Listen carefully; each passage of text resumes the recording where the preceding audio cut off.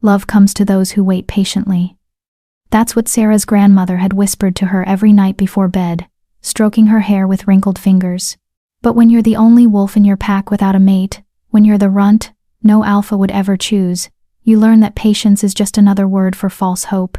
And tonight, at the Moonridge mating ceremony, Sarah would discover that sometimes salvation comes not from waiting, but from the most dangerous lie ever told.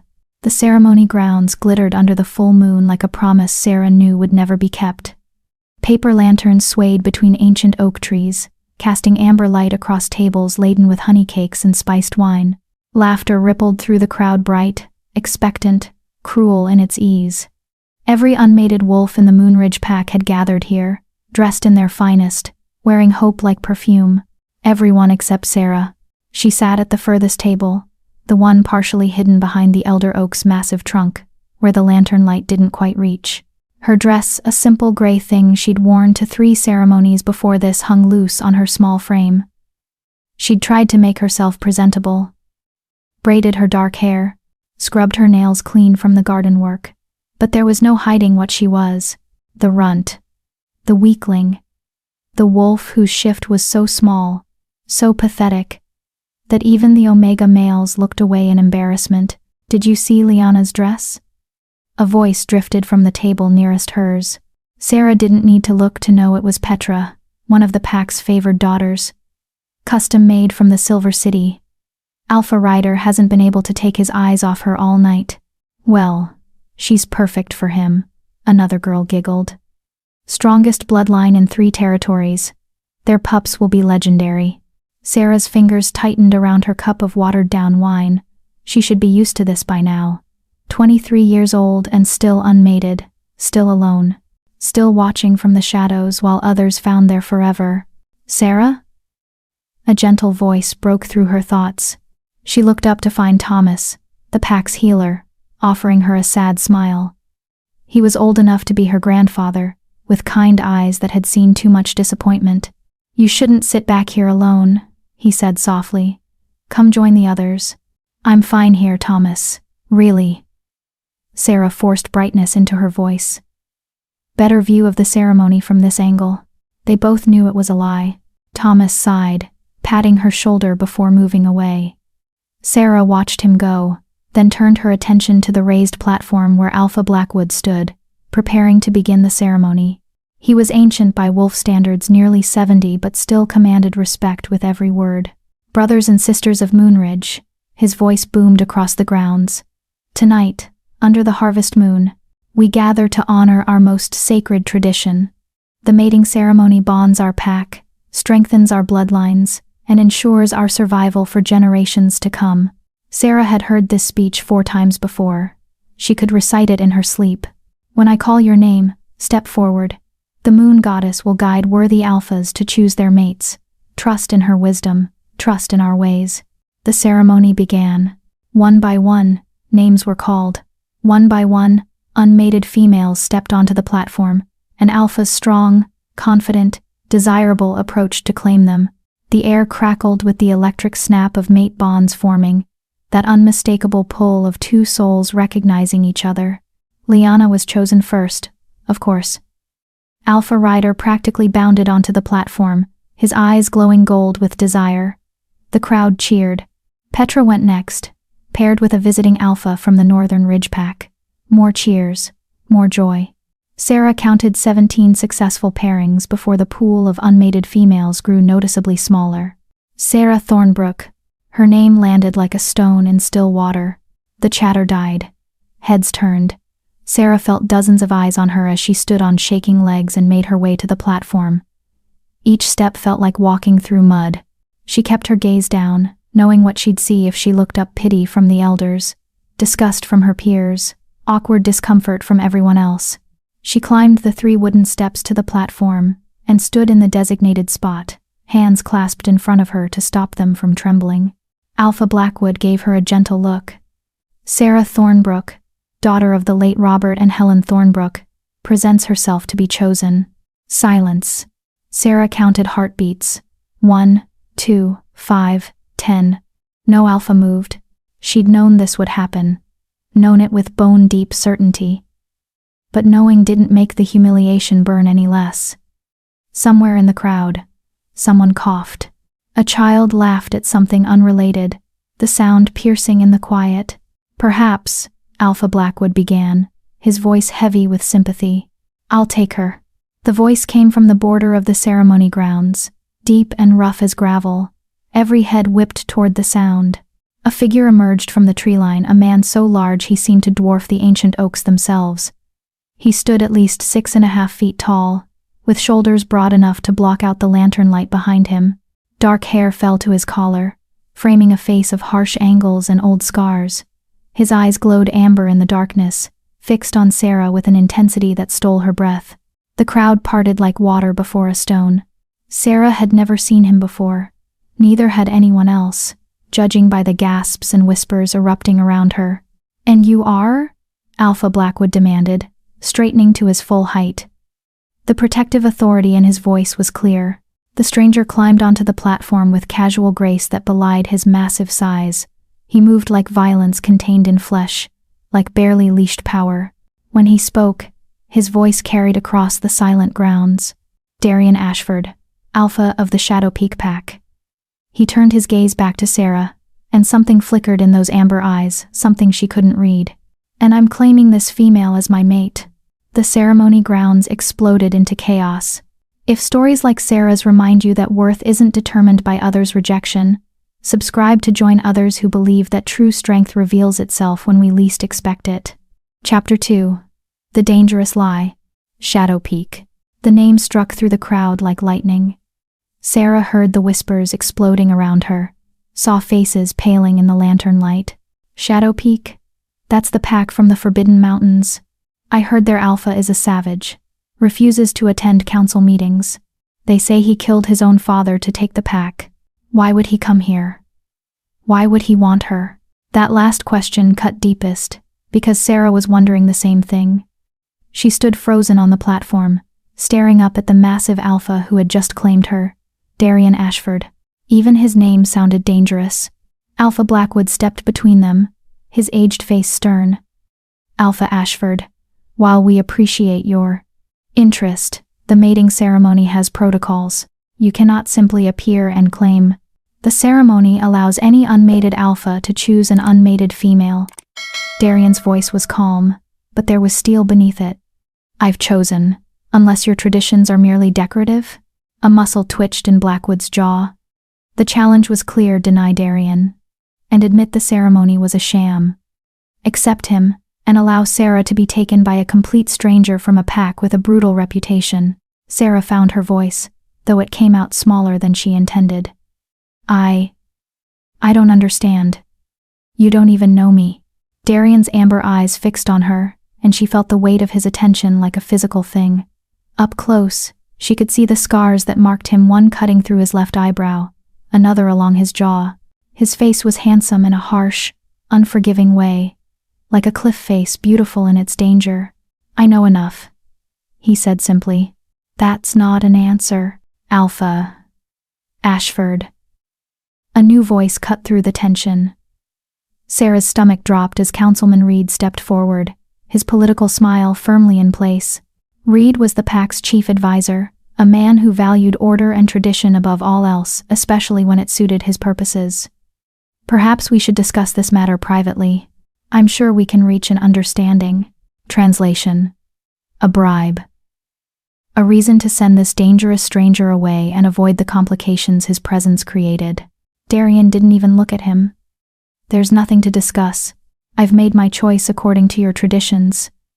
The female accepts or rejects. Those are the only two options that matter." All eyes turned to Sarah.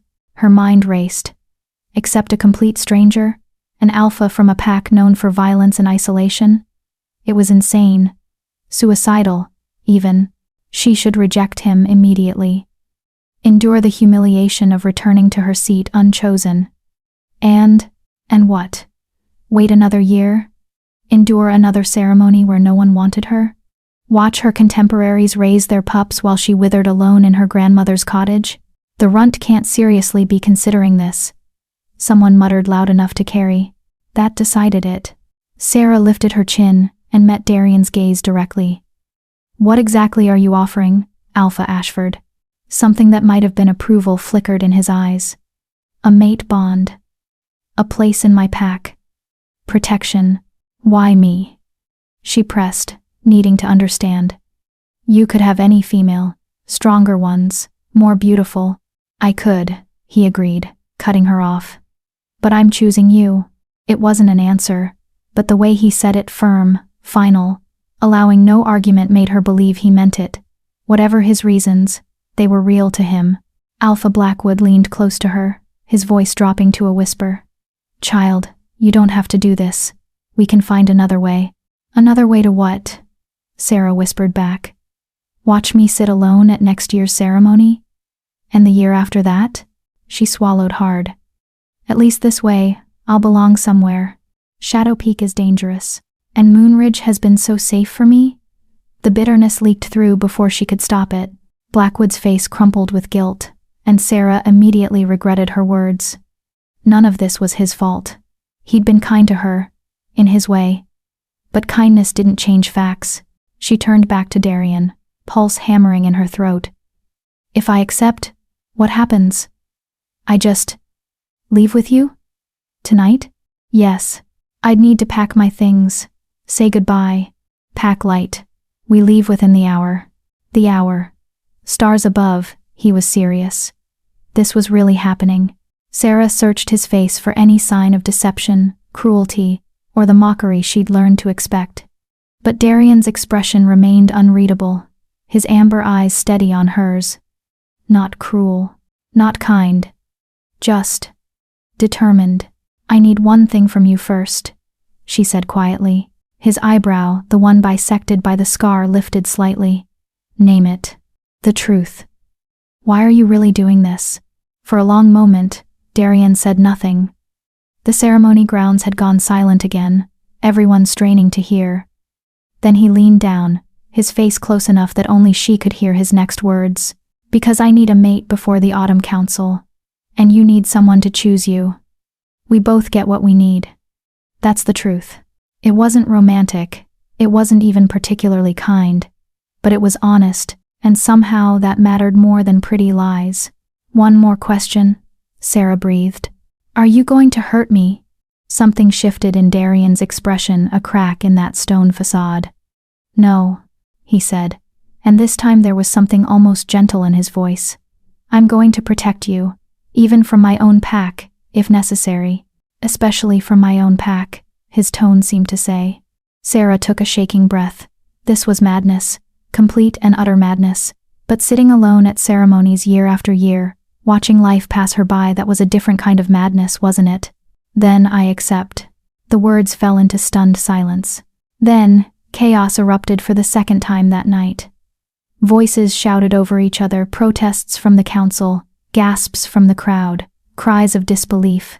Someone was demanding a formal challenge. Someone else was invoking ancient protocols. Darian ignored all of it. He pulled a ring from his pocket, a simple band of dark metal, etched with symbols Sarah didn't recognize, and took her hand. His palm was rough with calluses, warm against her cold fingers. Sarah Thornbrook, he said, his voice cutting through the noise with alpha command. I claim you as my mate before the moon goddess and these witnesses. Do you accept this bond? The formal words, the binding words. Once spoken, once accepted, the bond would begin to form. Not the instant, electric snap of true mates, but the slower, deliberate building of a chosen bond, just as permanent, just as sacred. Sarah's grandmother had told her that chosen bonds could become just as strong as fated ones, given time and care. She'd said love grew where it was tended. Sarah hoped she was right. I accept this bond, she whispered. Darian slid the ring onto her finger. It was too large, hanging loose, but the metal warmed against her skin like it was alive. He lifted her hand to his lips and pressed a kiss to her knuckles, a gesture so at odds with his brutal appearance that Sarah's breath caught. Then it's done, he said. You're mine now, and I'm yours. The mate bond sparked to life between them, not overwhelming, not all-consuming, but real. A thread of connection, thin but growing stronger with each passing second. Sarah felt it settle somewhere deep in her chest, warm and strange and terrifying. She was mated to a complete stranger, who was already turning to face the angry crowd with her hand still held in his. "We're leaving," Darian announced. "Anyone who has a problem with that can challenge me now." No one moved. Whatever Shadow Peak's reputation, Darian's physical presence alone was enough to give even the bravest alphas pause. He was massive, scarred, and moved with the confidence of someone who'd never lost a fight. "Sarah needs time to gather her belongings." Alpha Blackwood tried. 30 minutes, Darian conceded. "Then we're gone." He finally released Sarah's hand and gave her a slight nod toward the crowd. "Go. Pack what matters. I'll wait here." Sarah stumbled down the platform steps, her legs barely holding her. The crowd parted around her, some in shock, some in pity, some in barely concealed relief that the runt was finally someone else's problem. Liana caught her arm as she passed. "Sarah, this is insane. You can't actually leave with him." "Why not?" Sarah pulled free, surprising herself with the sharpness in her voice. "You got your perfect alpha. Let me have mine." Even if he was far from perfect. Even if this was a transaction more than a romance. Even if she was absolutely terrified of what came next. She pushed through the crowd and ran for her grandmother's cottage on the edge of Packlands, her new ring catching moonlight as she fled. Behind her, she could feel Darian's presence through the fresh bond, steady, solid, waiting. 30 minutes to pack up a life. 30 minutes before everything changed. Sarah prayed she wasn't making the biggest mistake of her existence. Chapter 3. The Departure. The cottage was dark when Sarah burst through the door, her hands shaking so badly she could barely light the oil lamp. Golden light flooded the small space, the only home she'd ever known. One room that served as kitchen, bedroom, and living space. Her grandmother's rocking chair by the cold fireplace, herbs hanging from the rafters, the narrow bed in the corner where Sarah had slept every night of her 23 years, 30 minutes to say goodbye to all of it. She grabbed her travel pack from the hook by the door and started throwing things inside with no thought to organization. Clothes, her 2 other dresses, a spare shift, wool stockings for winter, her grandmother's recipe book, the pages yellowed and stained with use, the carved wooden wolf her father had made before he died, small enough to fit in her palm. "What did you pack when leaving forever?" "Sarah?" She spun to find Thomas standing in the doorway, slightly out of breath. He must have run after her from the ceremony. "Thomas, I can't. I don't have time." "I know." He stepped inside, closing the door behind him. His healer's bag hung from his shoulder. "I'm not here to stop you. I'm here to help." Sarah's eyes burned with sudden tears. "You think I'm insane. I think you're brave." He moved to her small shelf of belongings and started pulling down items with practiced efficiency. A hairbrush, a small sewing kit, a tin of salve for wounds. "Darian Ashford has a brutal reputation, yes. But I've also heard he's fair, protective of his pack. If he's claimed you, he'll honor that bond." "He doesn't want me," Sarah whispered, the truth spilling out. "He needs a mate for some political reason." "The Autumn Council," he said. "This isn't about me at all."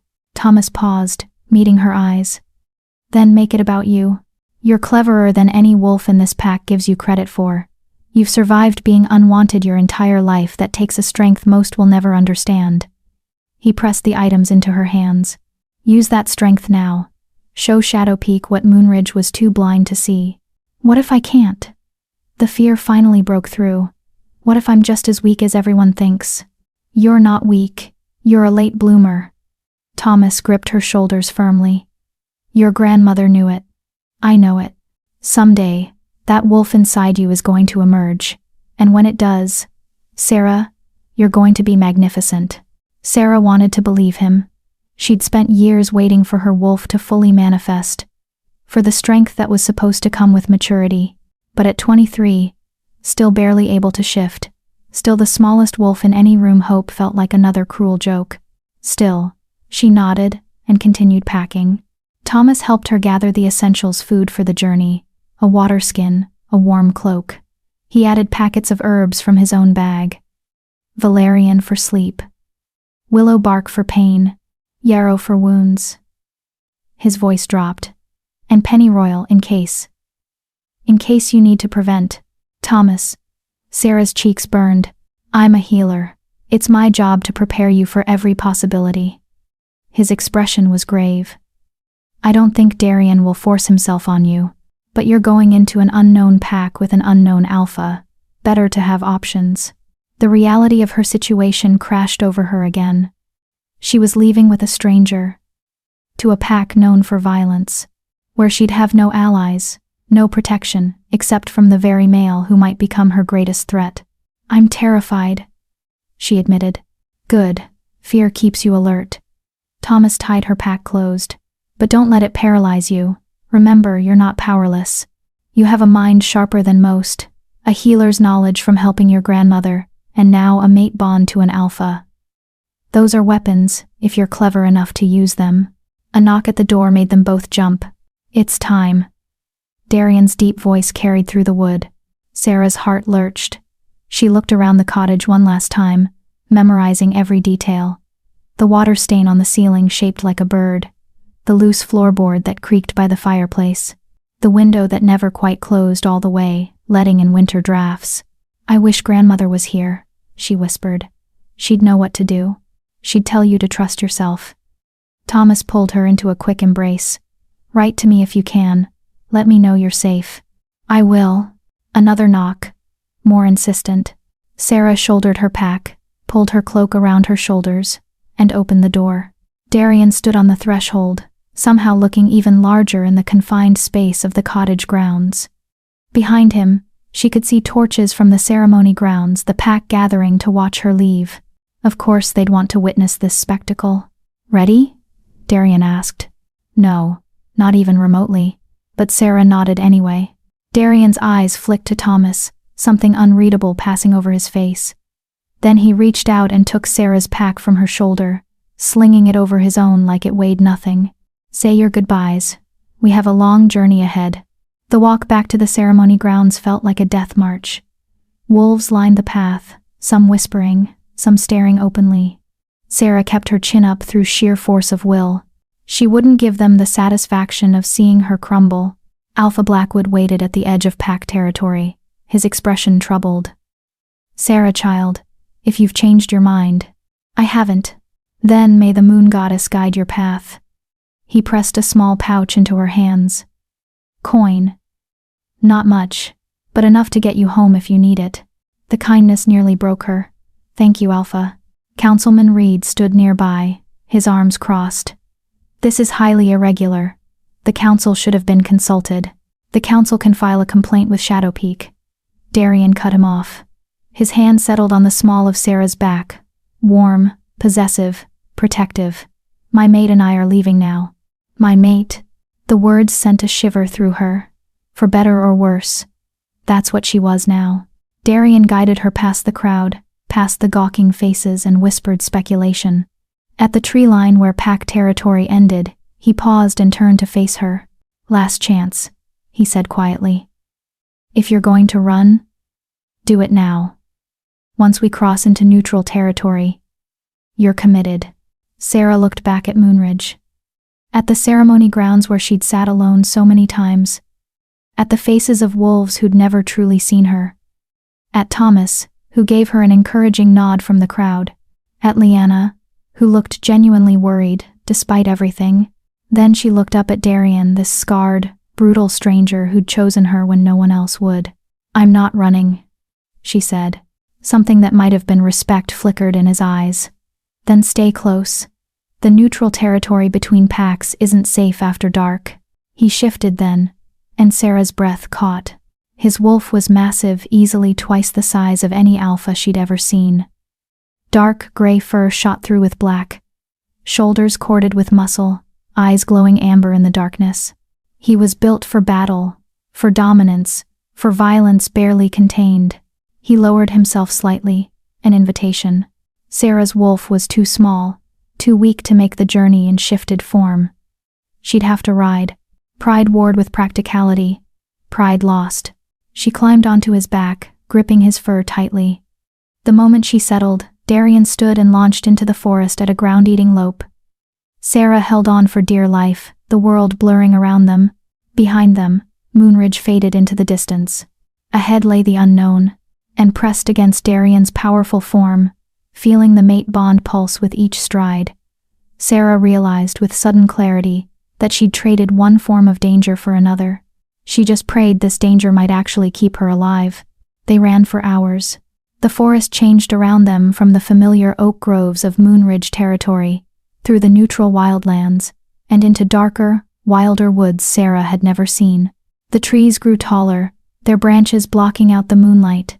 The underbrush thickened. Even the air felt different, heavier, charged with ancient power. Shadow Peak territory. Darian finally slowed near a stream, his sides heaving slightly. He shifted back to human form, and Sarah quickly averted her eyes before sliding off his back. Pack wolves were used to nudity shifting destroyed clothes, unless you learned to undress first, but she and Darian were still strangers. It felt too intimate. She heard rustling as he dressed in the spare clothes he'd apparently stashed in her pack. When she looked back, he was decent loose trousers, and a shirt that stretched across his broad shoulders. "We rest here for an hour," he said, his voice rough from the run. "Drink, eat if you need to. Then we continue." Sarah knelt by the stream and cupped water to her lips. The cold shocked her system, chasing away some of the fog of exhaustion. "How much further?" she asked. 3 more hours at full speed. We'll reach Shadow Peak by dawn." Dawn.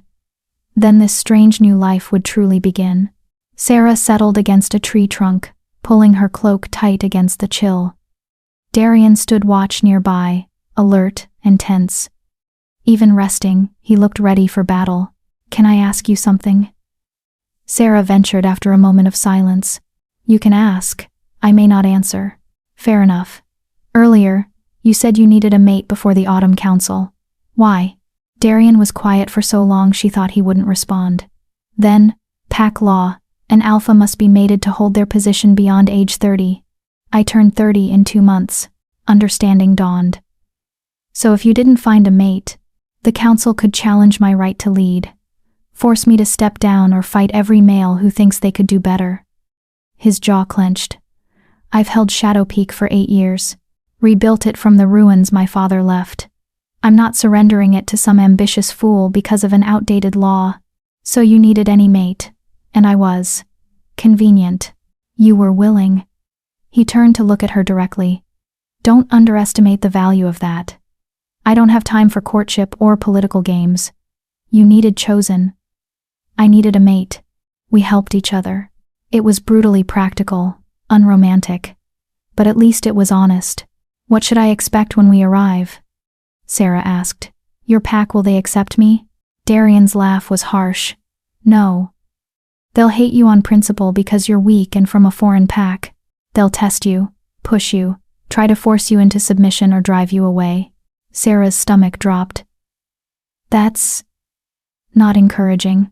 I'm not here to coddle you with pretty lies." He crossed his arms. "Shadow Peak isn't like Moonridge. We don't have ceremonies and traditions.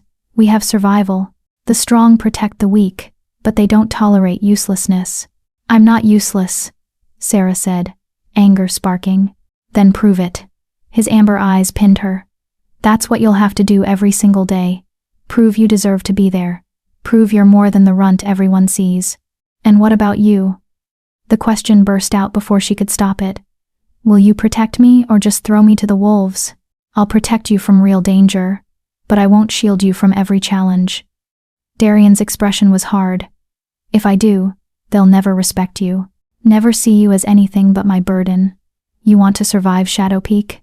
You'll have to fight for your place." It was the opposite of everything Sarah had hoped for. No gentle introduction. No gradual acceptance. Just trial by fire. "I don't know if I can do this," she admitted quietly. "You can. You already chose to. That takes courage most wolves don't have."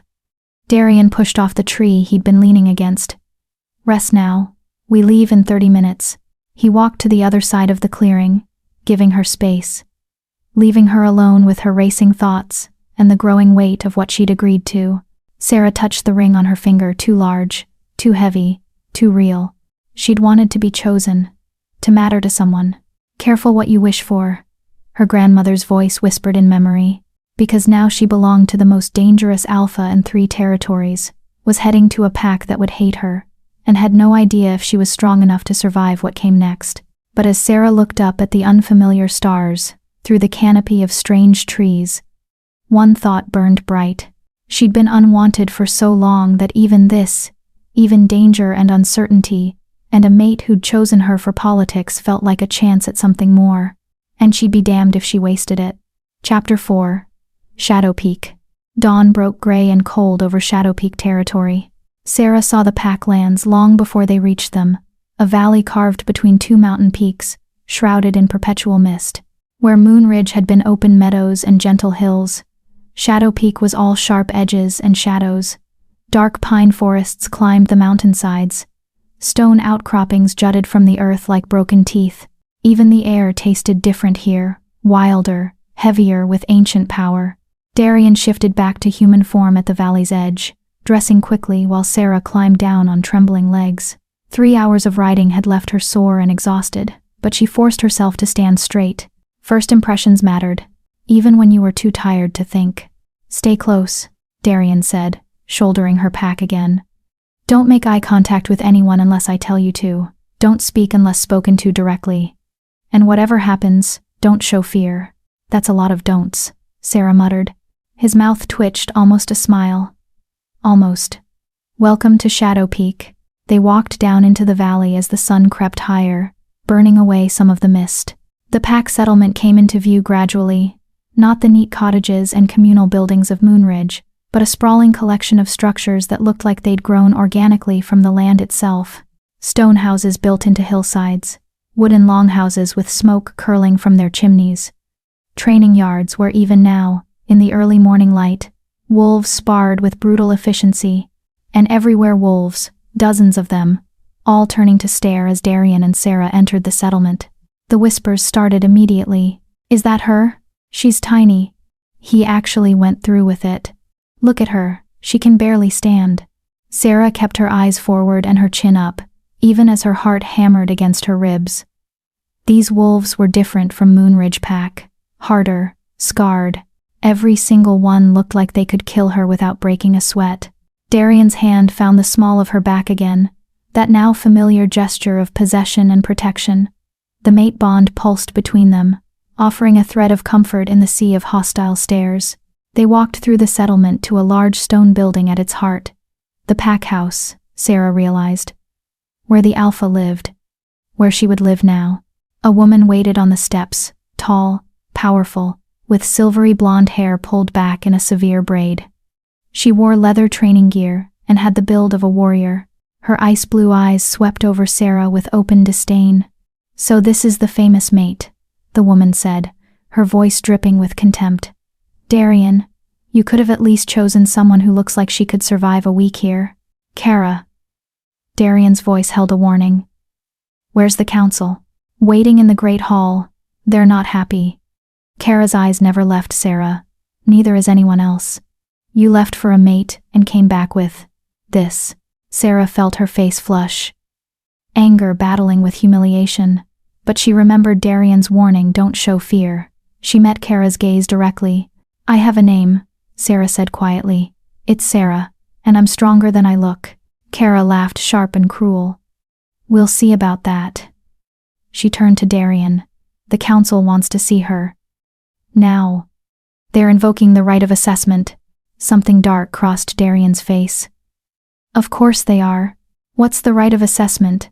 Sarah asked, though she had a sinking feeling she didn't want to know.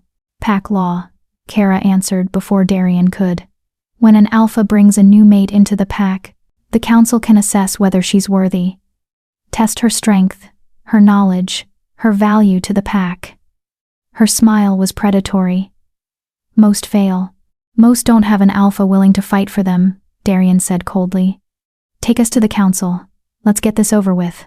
He guided Sarah into the pack house, through corridors lit by torches and lined with weapons on the walls.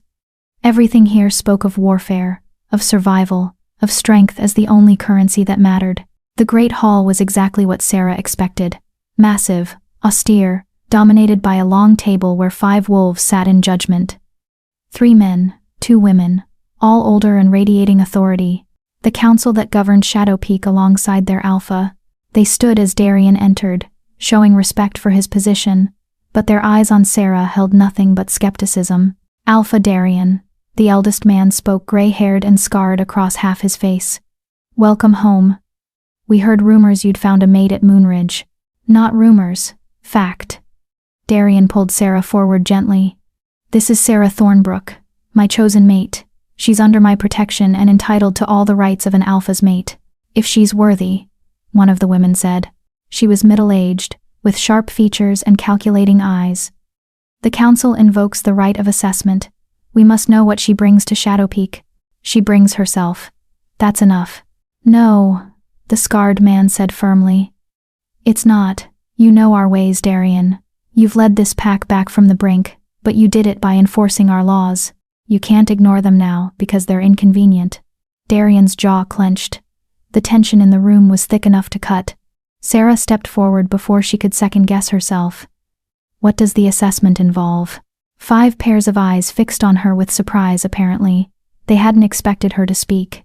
The scarred man leaned back in his chair, studying her. 3 trials over 3 days. Combat, knowledge, endurance. Pass all 3, and you're accepted as one of us.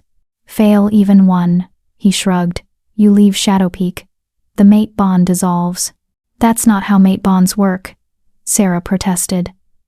Once formed, they can be severed if both parties agree, or if the council rules the bond invalid.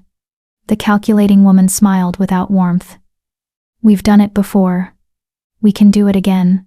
Sarah felt the ground shifting beneath her feet. She'd thought the bond was permanent, sacred. But apparently in Shadowpeak, even that could be taken away. This is ridiculous, Darian said, his voice hard as stone. She just arrived. She needs time to rest, to adjust. She needs to prove herself. The scarred man interrupted. Just like every other wolf in this pack has had to. You taught us that.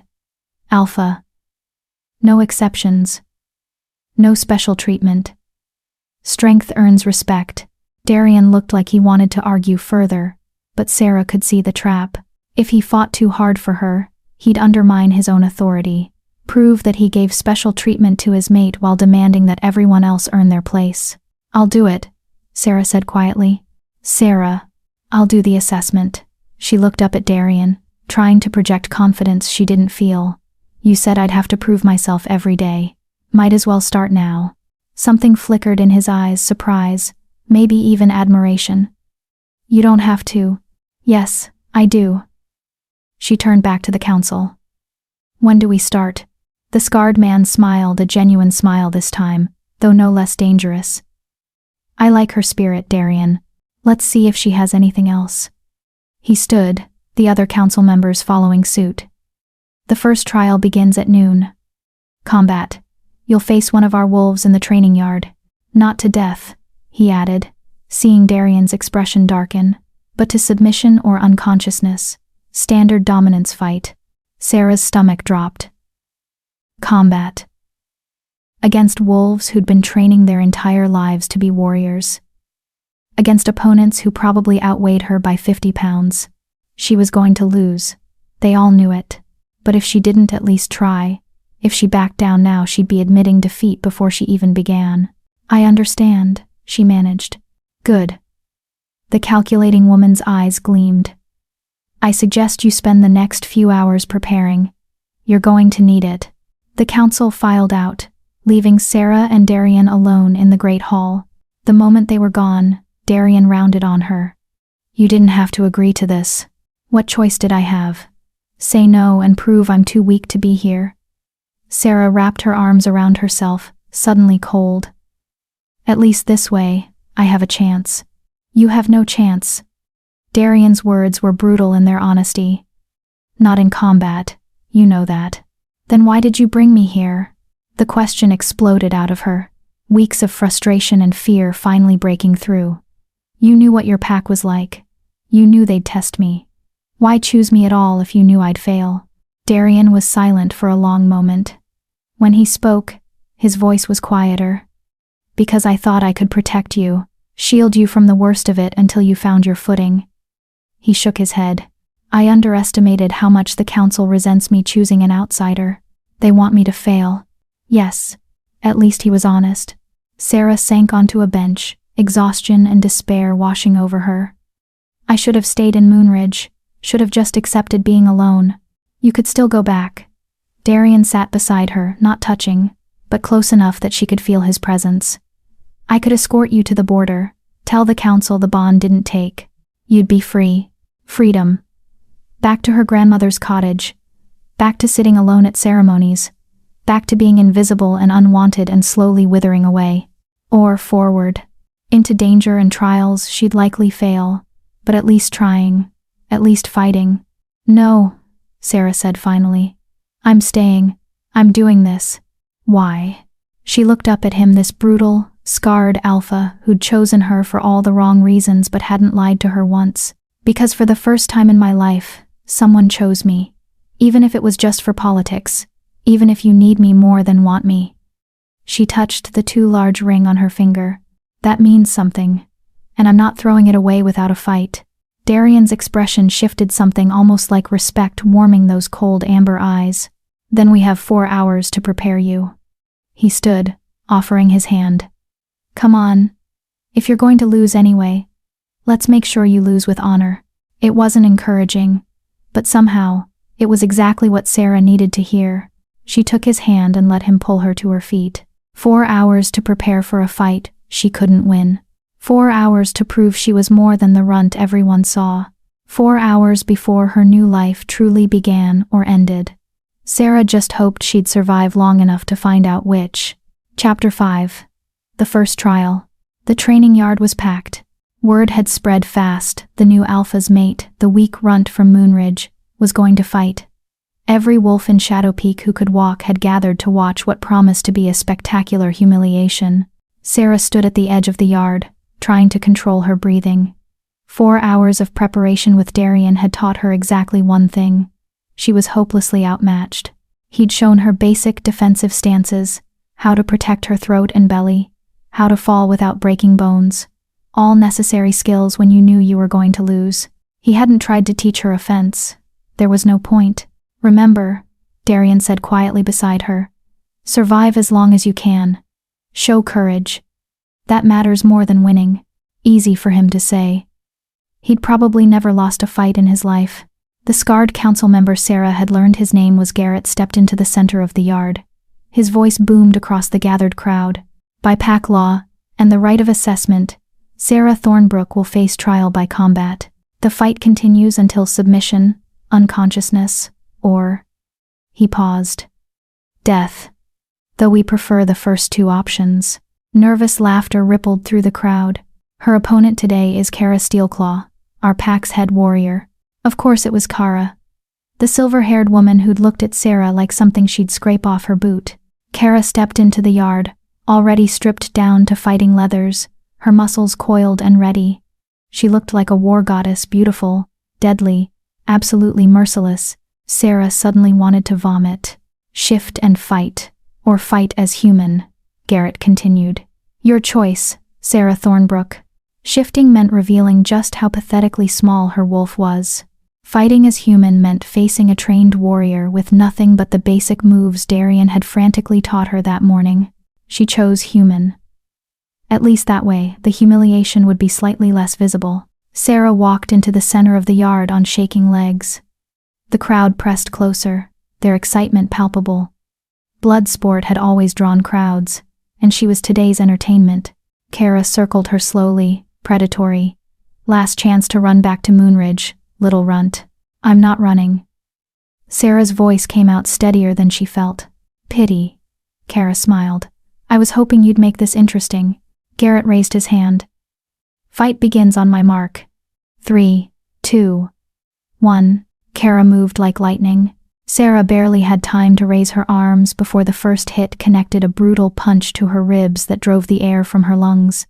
She staggered back, gasping, and Kara was already there with a kick that swept her legs out from under her. Sarah hit the ground hard, dust filling her mouth. The crowd roared. Get up! Get up! Get up! She rolled to the side just as Kara's boot slammed down where her head had been.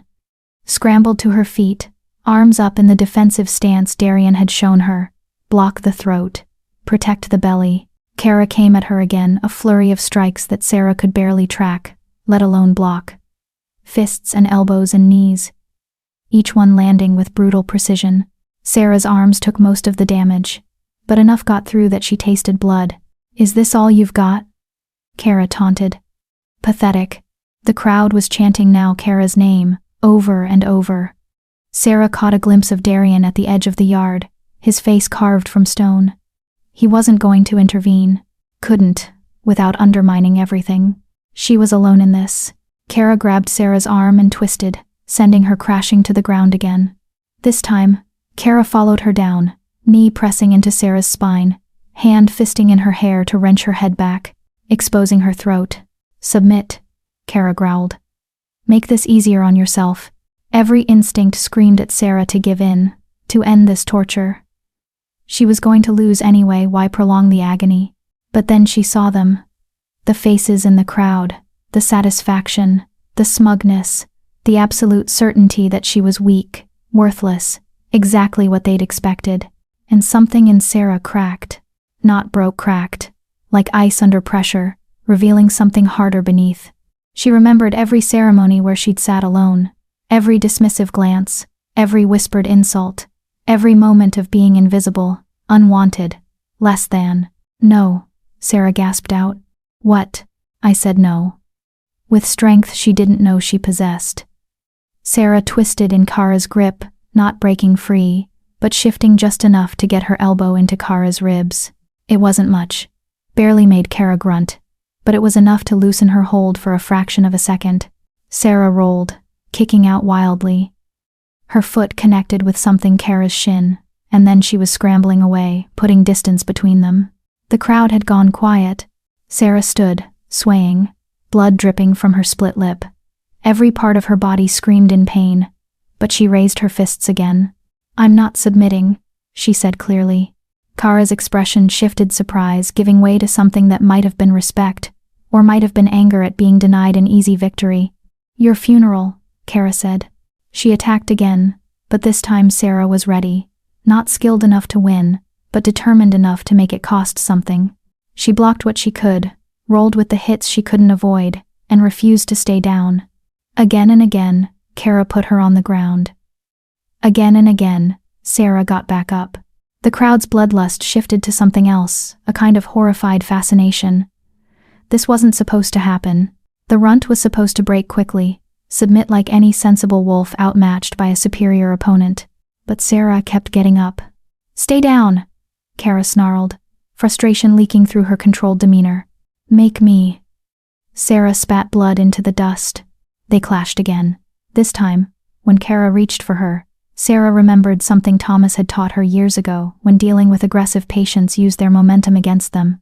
She didn't try to block Kara's charge. Instead, she dropped and rolled, letting Kara's own force carry her past. Kara stumbled, caught off guard. It gave Sarah 3 precious seconds. 3 seconds to breathe, to think, to go. Kara's fist caught her in the temple, and the world exploded into stars. Sarah felt herself falling, the ground rushing up. This time, she didn't have the strength to rise. Her vision blurred, doubled. She could hear the crowd's roar like it was coming from underwater. Kara's boot pressed against her throat, not choking, but dominant. The classic submission pose. "Submit," Kara demanded. "Now." Sarah's mouth moved, trying to form the words. She should submit. It was over. She'd lost.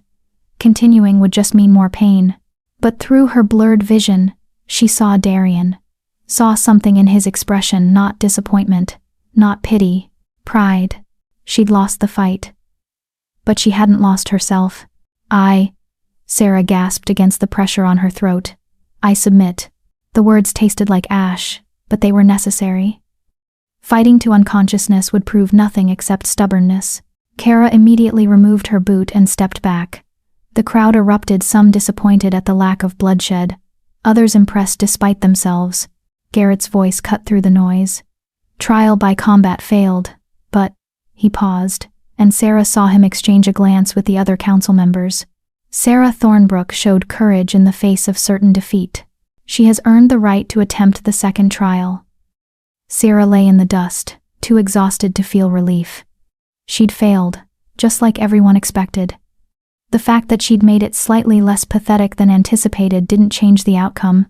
Hands gripped her arms, Darian, lifting her carefully. She wanted to tell him she could walk, but her legs weren't cooperating. He carried her from the training yard without a word, the crowd parting around them. Behind them, she heard voices. Did you see how many times she got back up? Kara actually had to work for it. Still lost, though. Yeah, but did you see? Darian carried her into the pack house, upstairs that made her head spin, into a room she barely registered.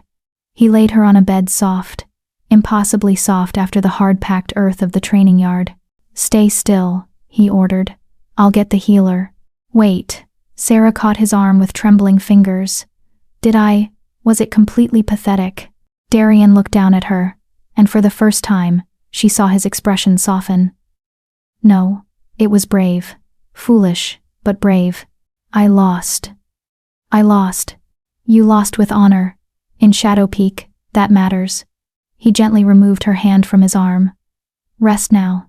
You have 2 more trials ahead. 2 more chances to fail. 2 more public humiliations. But as Sarah's eyes drifted closed, she realized something. She'd gotten back up. Again and again. She'd risen when everything in her screamed to stay down. Maybe that was worth something after all. The healer was an elderly woman named Mira, with gentle hands and sharp eyes. She tutted over Sarah's injuries, cracked ribs, extensive bruising. That split lip, possible concussion while applying salves that smelled of pine and something bitter. You're lucky Kara pulled her punches, Mira said, wrapping Sarah's ribs with practiced efficiency. She could have broken you in half. She pulled her punches? Sarah couldn't imagine what the fight would have been like at full strength. Toward the end, yes.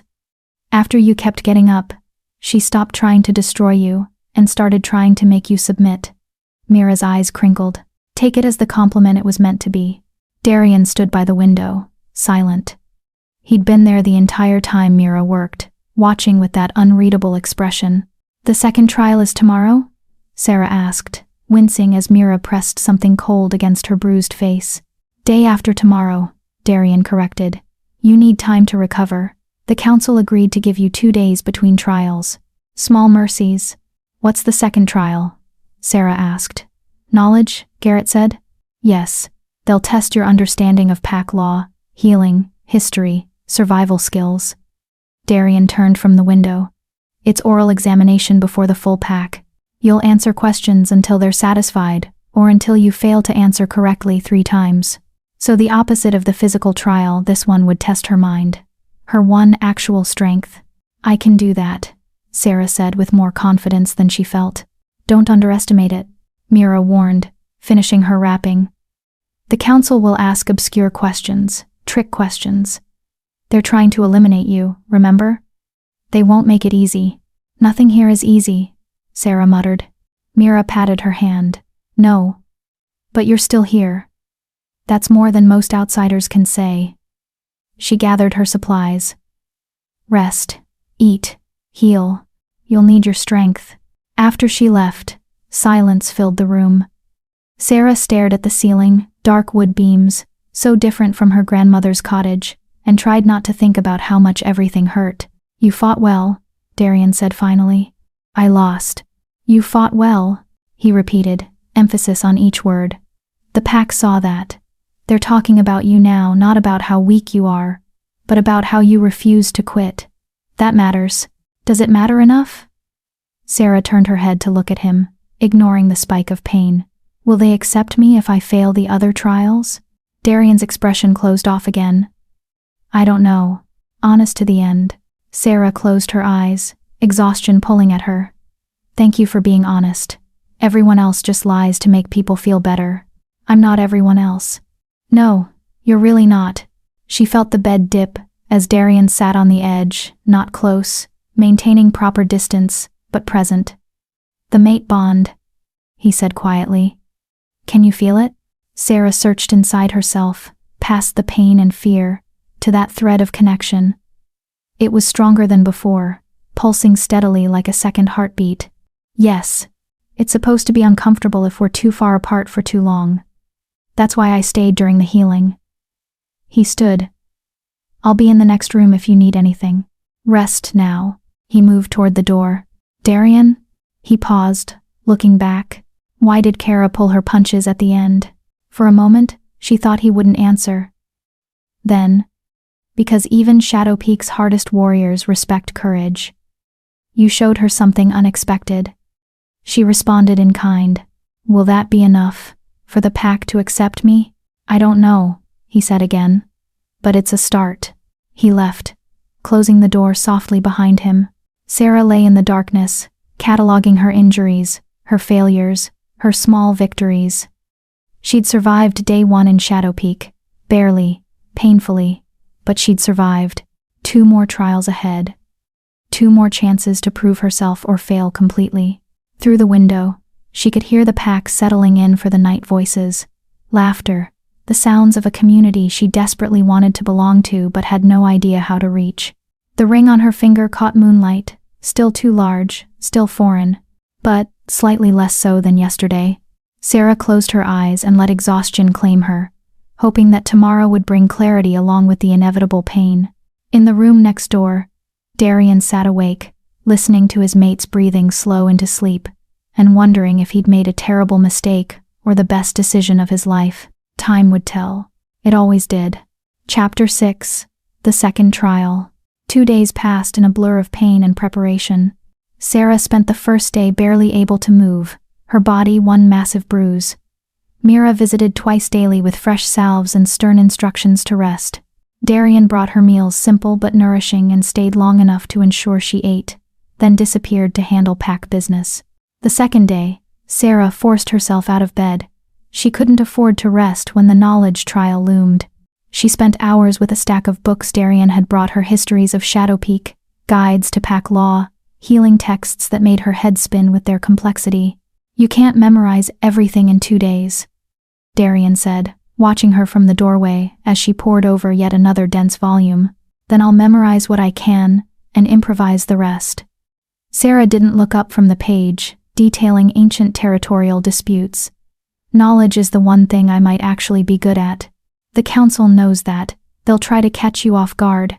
Let them try. She felt his approval through the mate bond before he spoke. You're different than you were in Moonridge. I'm the same person. Just... Sarah finally looked up, meeting his eyes. I have something to fight for now, even if it's just proving I'm not completely useless. You were never useless, just underestimated. Darian stepped into the room fully, including by yourself. The words settled something in Sarah's chest, a small, warm validation she hadn't realized she needed. Tell me about the council, she said, changing the subject before emotions could overwhelm her. Who should I worry about most? Darian settled into the chair across from her. Garrett, you know, head of the council, former alpha, before he stepped down to let me lead. He's fair but rigid about tradition. If you show strength, he'll respect it. And the woman? The one with the calculating eyes? Helena. She's the most dangerous. Darian's expression darkened. She wanted her daughter to be my mate. When I chose you instead, she took it personally. She'll do everything in her power to see you fail. Sarah's stomach tightened. Great. An enemy on the council. The other 3 are less invested. Rowan handles pack finances, he cares more about numbers than politics. Isla manages territory disputes, she's practical above all else. And Thomas... Wait, Thomas? Sarah interrupted. Like the healer from Moonridge? Different Thomas. Thomas Ironwood, our weapons master. He's quiet but observant. Hard to read.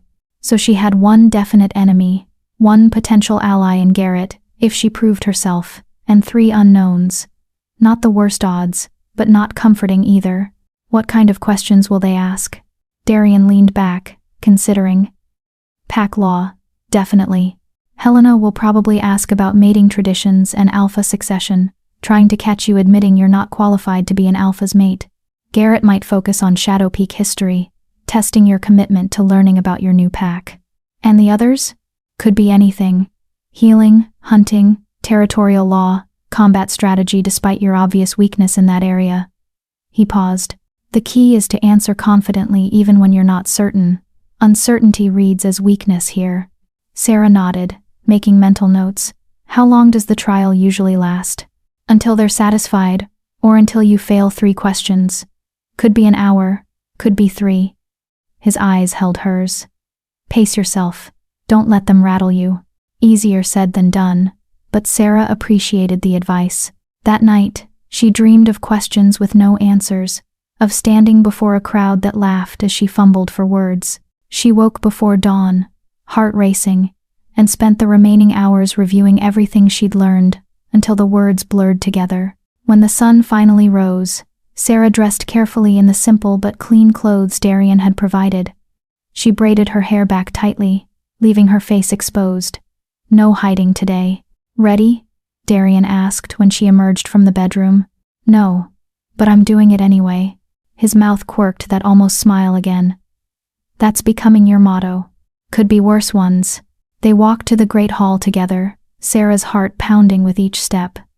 The mate bond hummed between them, stronger now after 2 days of proximity. It wasn't love, not yet. Maybe not ever, but it was connection.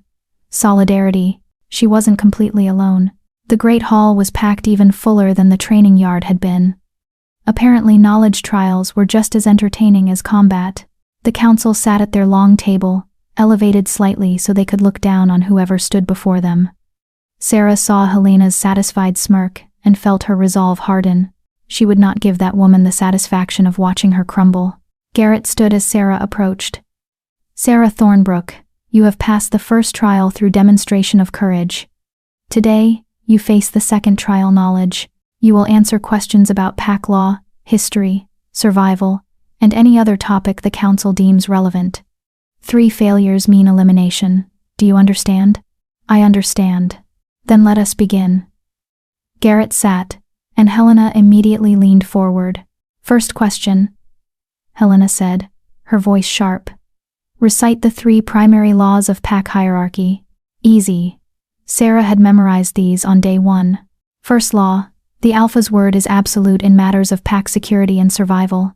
Second law, strength earns rank, but rank carries responsibility to protect those beneath you.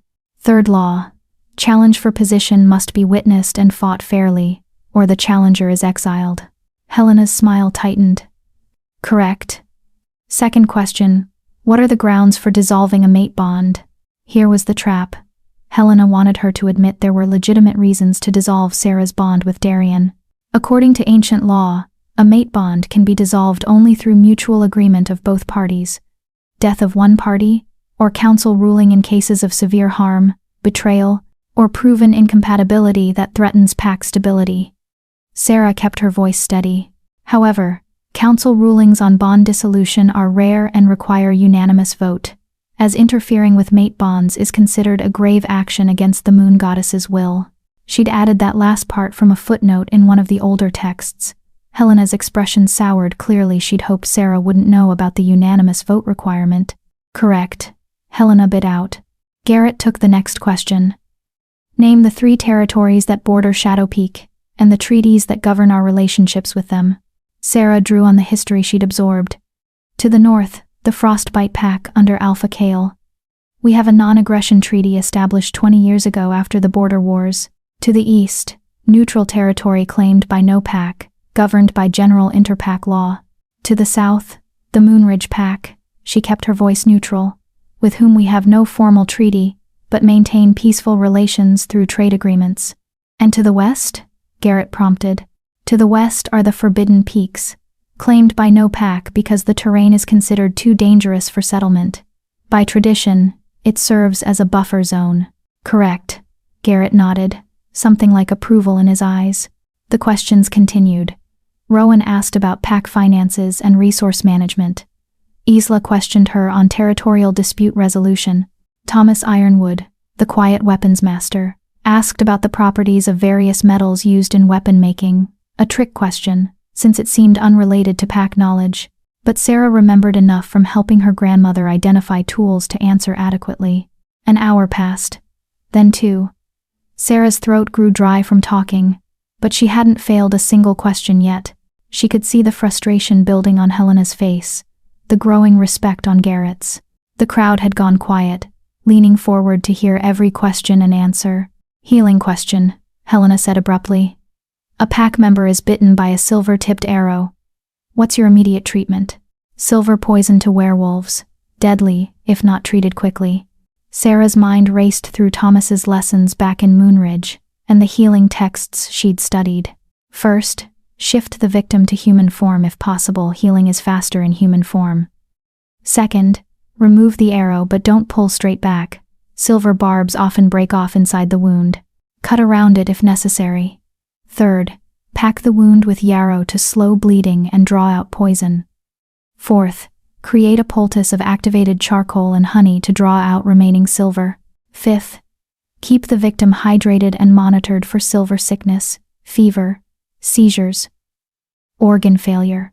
She paused, then added, and pray, because silver poisoning has a 30% fatality rate, even with perfect treatment. Mira, standing in the crowd, nodded approvingly. Helena looked like she'd bitten into something sour. Correct. The trial continued. 3 hours in, Sarah felt her concentration wavering. The questions grew more obscure, more technical. She stumbled slightly on a question about ancient succession laws, catching herself just in time to provide an adequate if not perfect answer. Not a failure. Not yet. Final question, Garrett announced, and Sarah's heart leaped. Final question meant she'd made it this far without 3 failures. This one comes from all of us. The council members exchanged glances. Even Helena nodded. You've proven you can memorize facts, Garrett said. Now prove you understand what it means to be part of this pack. In your own words, what is Shadow Peak's greatest strength, and its greatest weakness? Not a factual question, an opinion. A trap, because any answer could offend someone. Sarah took a breath, thinking carefully. The crowd held its breath with her. Shadow Peak's greatest strength, she said slowly, is that you demand excellence from everyone. You don't coddle weakness or accept excuses. You've built a pack of warriors who can survive anything because you've taught them they have to. She paused, meeting each council member's eyes. Your greatest weakness is that same strength, taken too far. You're so focused on being hard that you sometimes forget to be kind.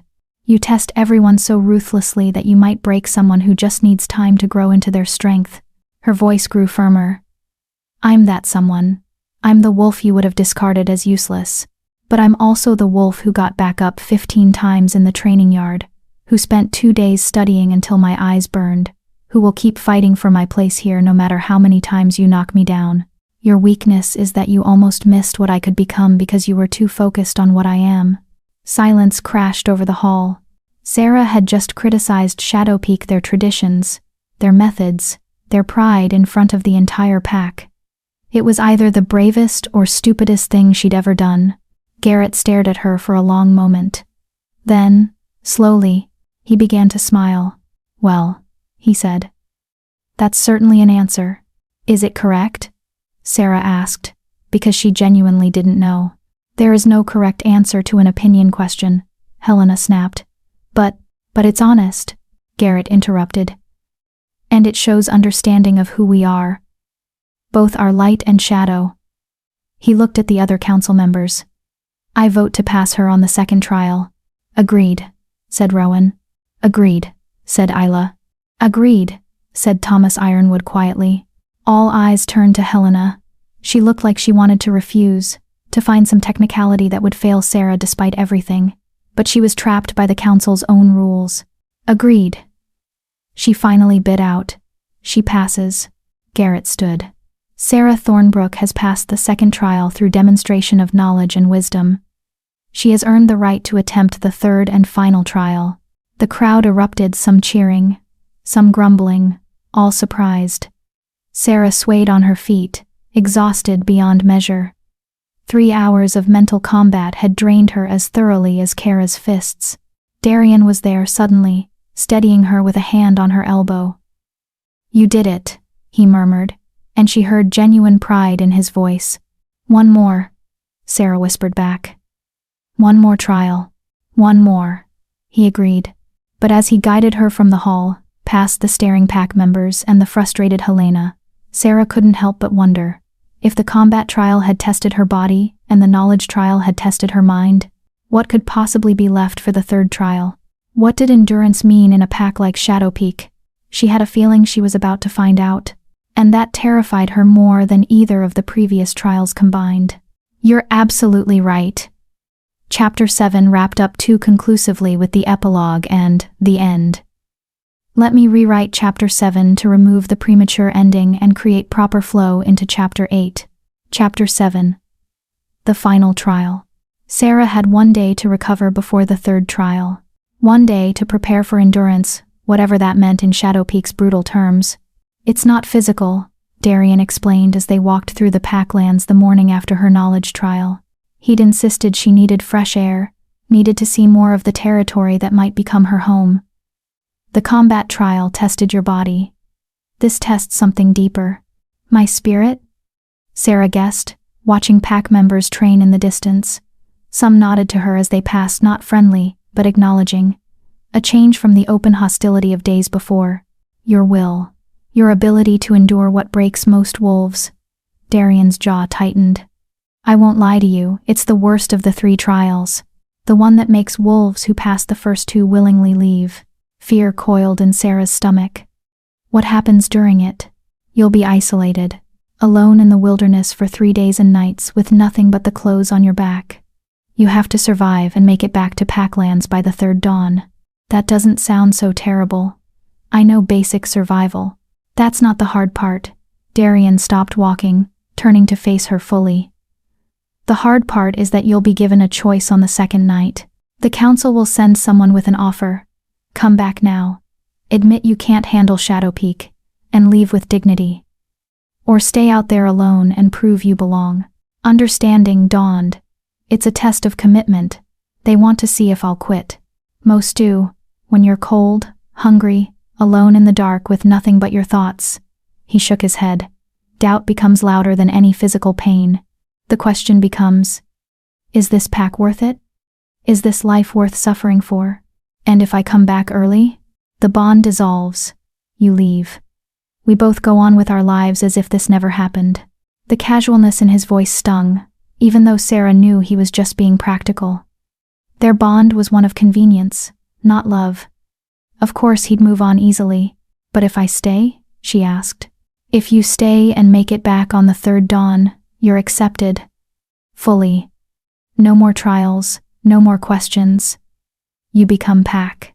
Everything she'd wanted, everything she'd fought for, just 3 days away, 3 days alone in hostile territory, fighting her own doubts and fears. When does it start? Tonight.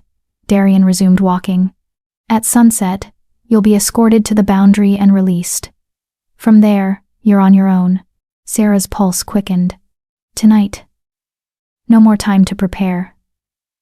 They walked in silence for a while, Sarah memorizing the terrain where water sources might be, which plants were edible, where shelter could be found, survival knowledge from her grandmother's teachings. Things she'd never thought she'd need. Sarah. Darian's voice pulled her from her thoughts. The mate bond will be strained during the trial. You'll feel disconnected, alone in a way that's hard to describe. Will it hurt? Yes. His honesty was both comforting and terrifying. Like part of you is missing. That's intentional, another layer of the test. Can you endure not just physical isolation, but the emotional pain of separation from your mate? Even though we barely know each other? The bond doesn't care about logic. It just knows you're supposed to be together. He stopped again, this time at a cliff edge overlooking the valley. I need you to understand something. If you choose to quit, I won't think less of you. This pack asks too much sometimes. I know that. But you need a mate before the Autumn Council. I'll find another way. His amber eyes met hers. Don't stay out there just for me. Stay because you want this life. Because Shadow Peak is where you choose to be. The words settled over Sarah like a blanket, heavy, warm, significant. He was giving her permission to quit.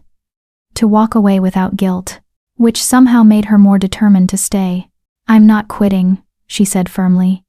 I didn't survive Kara's fists and Helena's questions just to give up in the woods. Darian's expression softened, that rare, genuine smile she'd only seen a handful of times. I was hoping you'd say that. Sunset came too quickly. The entire pack gathered at the boundary to watch Sarah's departure tradition, Darian explained, so everyone could witness the trial's beginning. Sarah stood at the edge of pack lands wearing simple clothes, no supplies, no weapons, nothing but herself and her determination. Garrett stepped forward with the formal words. Sarah Thornbrook, you face the third trial endurance. 3 days alone in the wilderness. Return by the third dawn and claim your place among us. Fail, and you leave Shadow Peak forever. I understand. Then go. May the moon goddess guide your path. Sarah looked back once, finding Darian in the crowd. Their eyes met, and she felt the mate bond pulse between them one last time before distance began to strain it. Then she turned and walked into the wilderness alone. Day 1. The first day was almost manageable. Sarah found a stream within an hour, following deer trails through the dense forest. She drank deeply, knowing hydration was critical. Then she focused on shelter, finding a rocky overhang that would protect her from wind and rain. She gathered pine boughs for insulation, built a small fire using techniques her father had taught her before he died. The physical tasks kept her mind occupied, kept the creeping loneliness at bay. But as darkness fell, and the forest came alive with night sounds, isolation set in. Sarah sat by her fire, arms wrapped around her knees, and felt the mate bond aching in her chest. It wasn't painful yet, just a dull throb, like a bruise beginning to form. She could feel Darian's presence dimly, miles away, and the distance hurt more than she'd expected. They barely knew each other. This was a practical arrangement, nothing more. So why did separation feel like losing something precious? She tried to sleep, but managed only fitful dozing, jerking awake at every crack of branches, every distant howl. Not Shadow Peak wolves, something wilder, more dangerous. The neutral territory held threats. Pack wolves didn't face. Dawn came as a relief. Day 2. Hunger gnawed at Sarah's belly. She'd found berries, testing each carefully for poison, and managed to catch a fish in the stream using a makeshift spear. Not enough food, but enough to keep functioning. The mate bond ached worse now. A constant pull back toward Shadow Peak, back toward Darian. Sarah caught herself walking in that direction twice before forcing herself to stop. Not yet. She had to last until the third dawn. The isolation was worse than hunger, worse than cold or fatigue. Humans, even werewolves, were pack animals. Being alone went against every instinct, every need for connection and community. Sarah talked to herself just to hear a voice, sang songs her grandmother had taught her, anything to fill the oppressive silence. As evening approached, she saw them, 2 wolves on the ridge above her shelter. Not attacking, just watching. Shadow Peak wolves, she realized. Observers, making sure she didn't die out here, but not interfering. Knowing they were there made the loneliness worse somehow. So close but unreachable. Night fell. Sarah huddled by her fire, shivering despite the flames. The temperature had dropped sharply, and her inadequate clothing provided little protection. Then she heard footsteps. A figure emerged from the darkness, Helena, carrying a pack, and wearing a sympathetic expression that looked alien on her sharp features. Sarah, Helena said softly. I've come to offer you a choice. Here it was. The moment Darian had warned her about. You've proven yourself, Helena continued, settling near the fire. 2 trials passed, 2 days alone out here. No one questions your courage anymore. You can come back now. Leave Shadow Peak with honor. Find a pack that won't demand so much from you.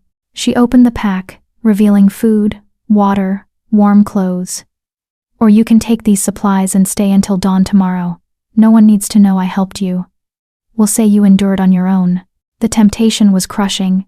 Food, warmth, an end to this nightmare. But Sarah heard the trap beneath the kindness. Taking the supplies would be cheating. Accepting help meant failing the trial just as surely as quitting early. Why are you really here? Sarah asked, her voice rough from disuse. Helena's mask slipped. Because I want you to fail. Because you don't deserve my alpha, don't deserve Shadow Peak. She leaned forward. But I'm also practical. You've impressed people. If you pass this trial, you'll have influence. So I'm offering you an out that benefits us both. You leave with dignity. I get you gone, and Darian finds a proper mate. A mate like your daughter? My daughter is strong, powerful, everything an alpha needs. Except she's not the one he chose. Sarah met Helena's eyes. And I'm not quitting. You're shivering so hard you can barely speak. You haven't eaten a real meal in 2 days. The mate bond is tearing you apart. Helena's voice turned sharp. Pride will kill you out here, girl. Then I'll die proud. Sarah stood, her legs shaking but holding. Take your supplies and your false sympathy and leave. I'm staying until the third dawn. For a long moment, Helena stared at her. Then she laughed, sharp and bitter. You're either the bravest wolf I've ever met, or the most foolish. She shouldered her pack. I suppose we'll find out which by morning. She disappeared into the darkness, leaving Sarah alone again. The night stretched endlessly. Sarah's fire burned low. She gathered more wood with numb fingers, fed the flames, and tried not to think about warm beds and hot food and Darian's solid presence. The mate bond screamed now, actual pain radiating through her chest. Was Darian feeling this too? Did he lie awake in the pack house, hurting the same way? Did it matter if he was? Sarah wrapped her arms around herself and endured. Day 3. Dawn.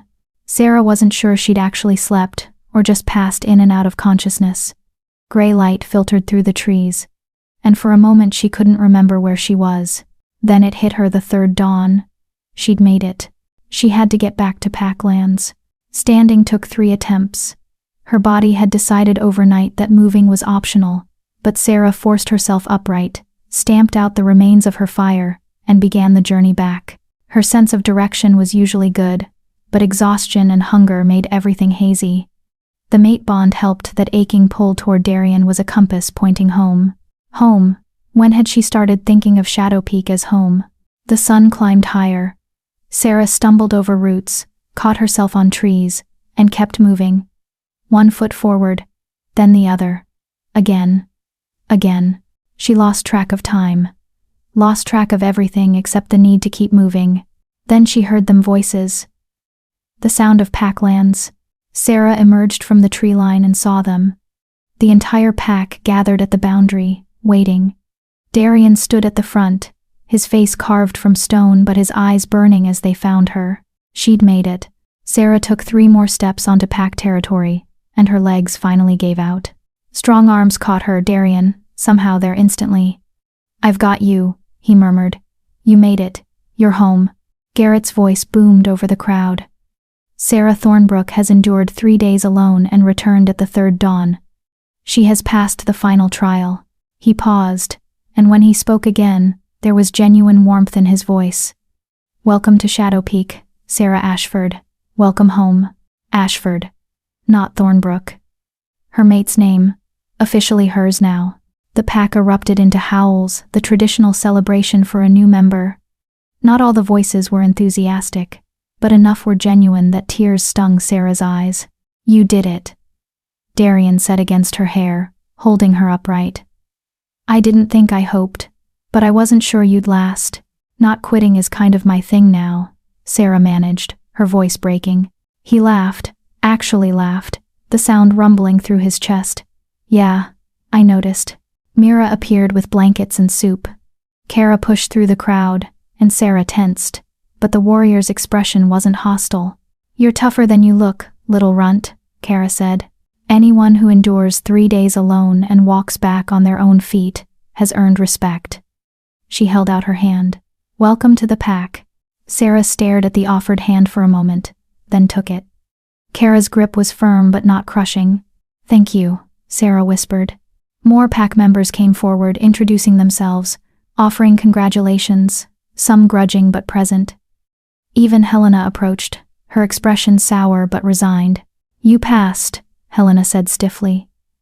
That makes you pack. I won't forget my opposition to you. But I won't undermine you either. That's not our way.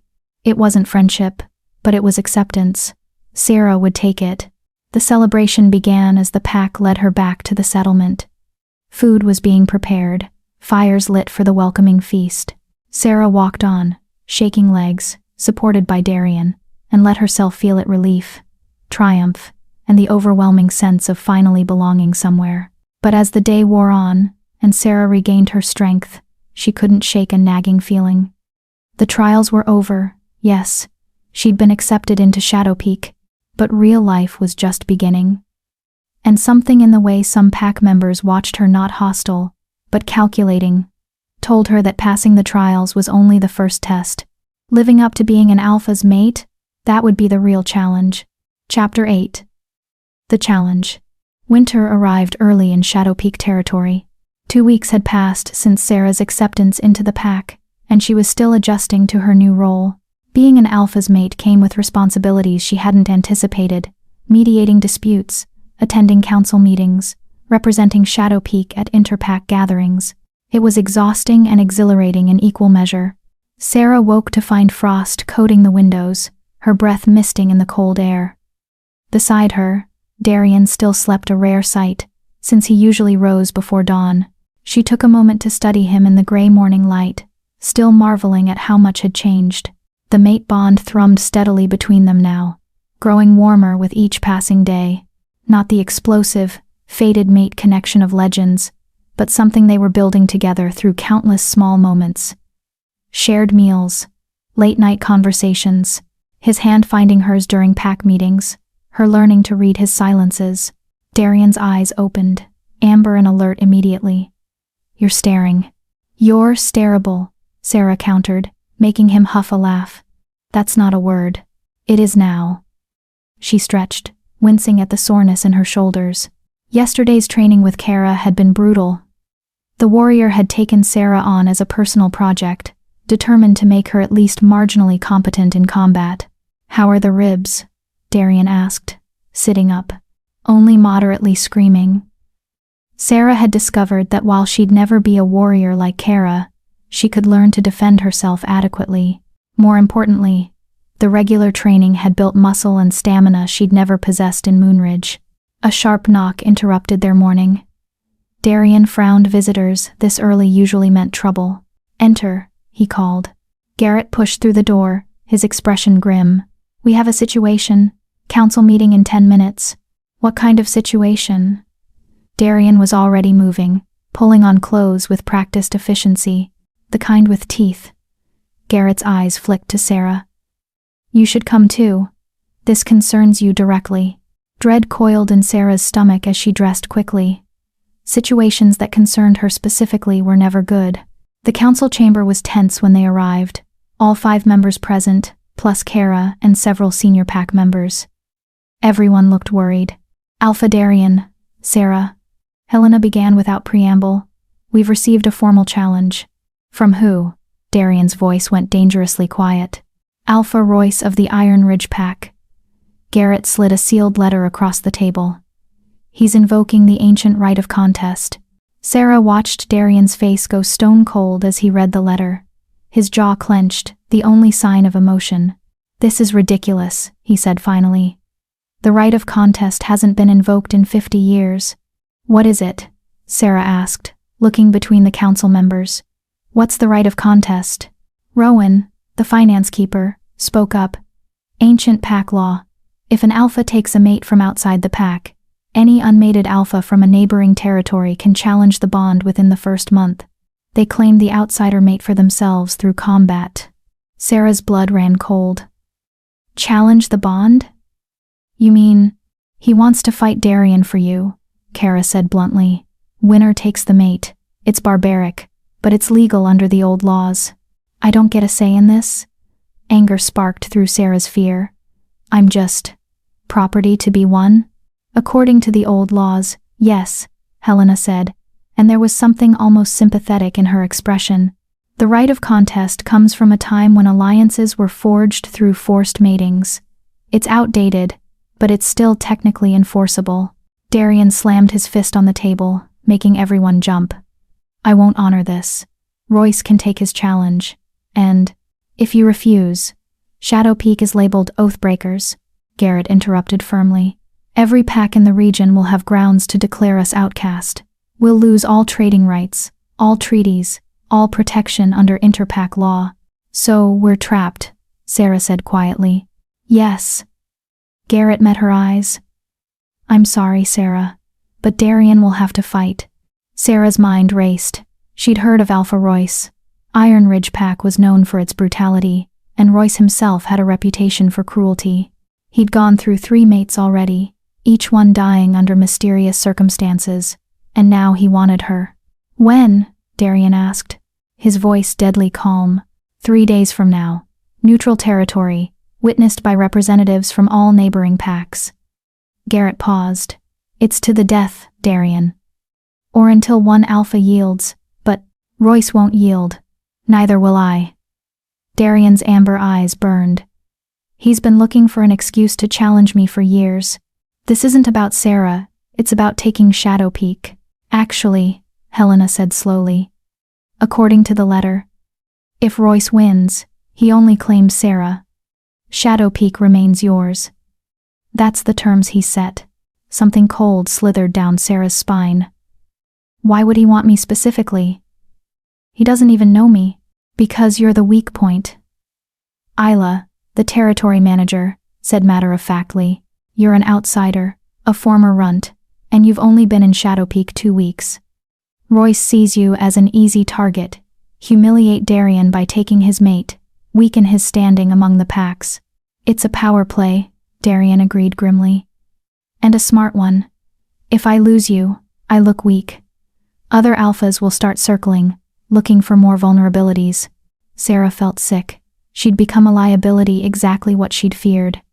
Her presence was putting Darian and the entire pack at risk. There has to be another way, she said desperately. What if I dissolve the bond myself? Voluntarily? No. Darian's response was immediate and sharp. Absolutely not. But if it would protect, I said no. He turned to face her fully, his expression fierce. You fought too hard to be here. I'm not letting you sacrifice yourself because some brute thinks he can intimidate us. The right of contest allows for a champion, Thomas Ironwood spoke up for the first time. Darian doesn't have to fight personally. He can name someone to fight in his place. Who would be strong enough? Kara asked. Royce is massive. He outweighs most of us by 50 pounds, and he's a vicious fighter.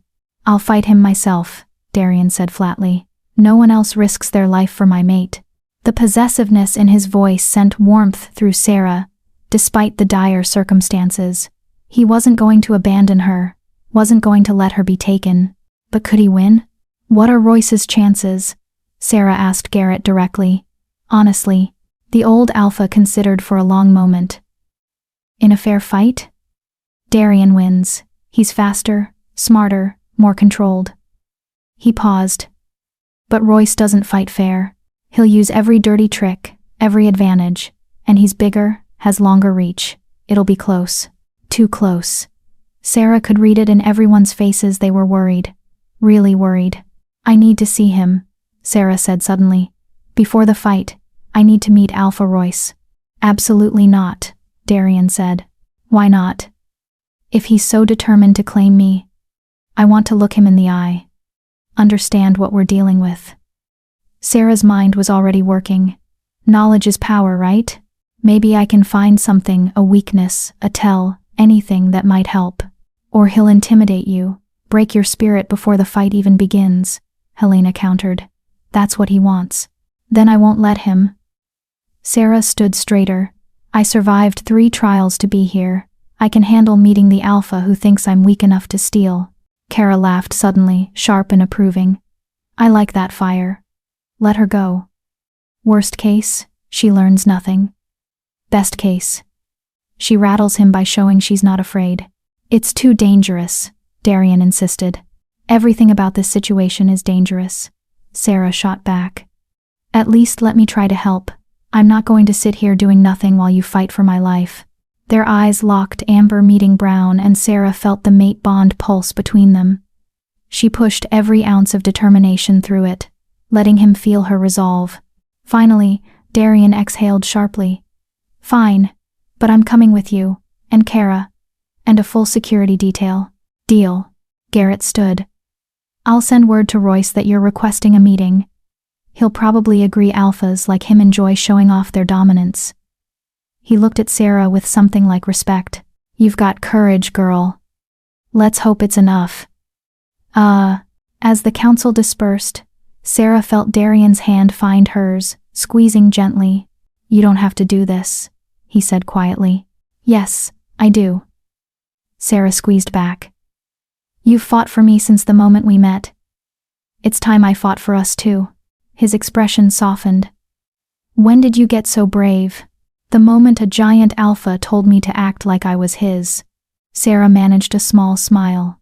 Turns out, pretending to be brave long enough makes it real.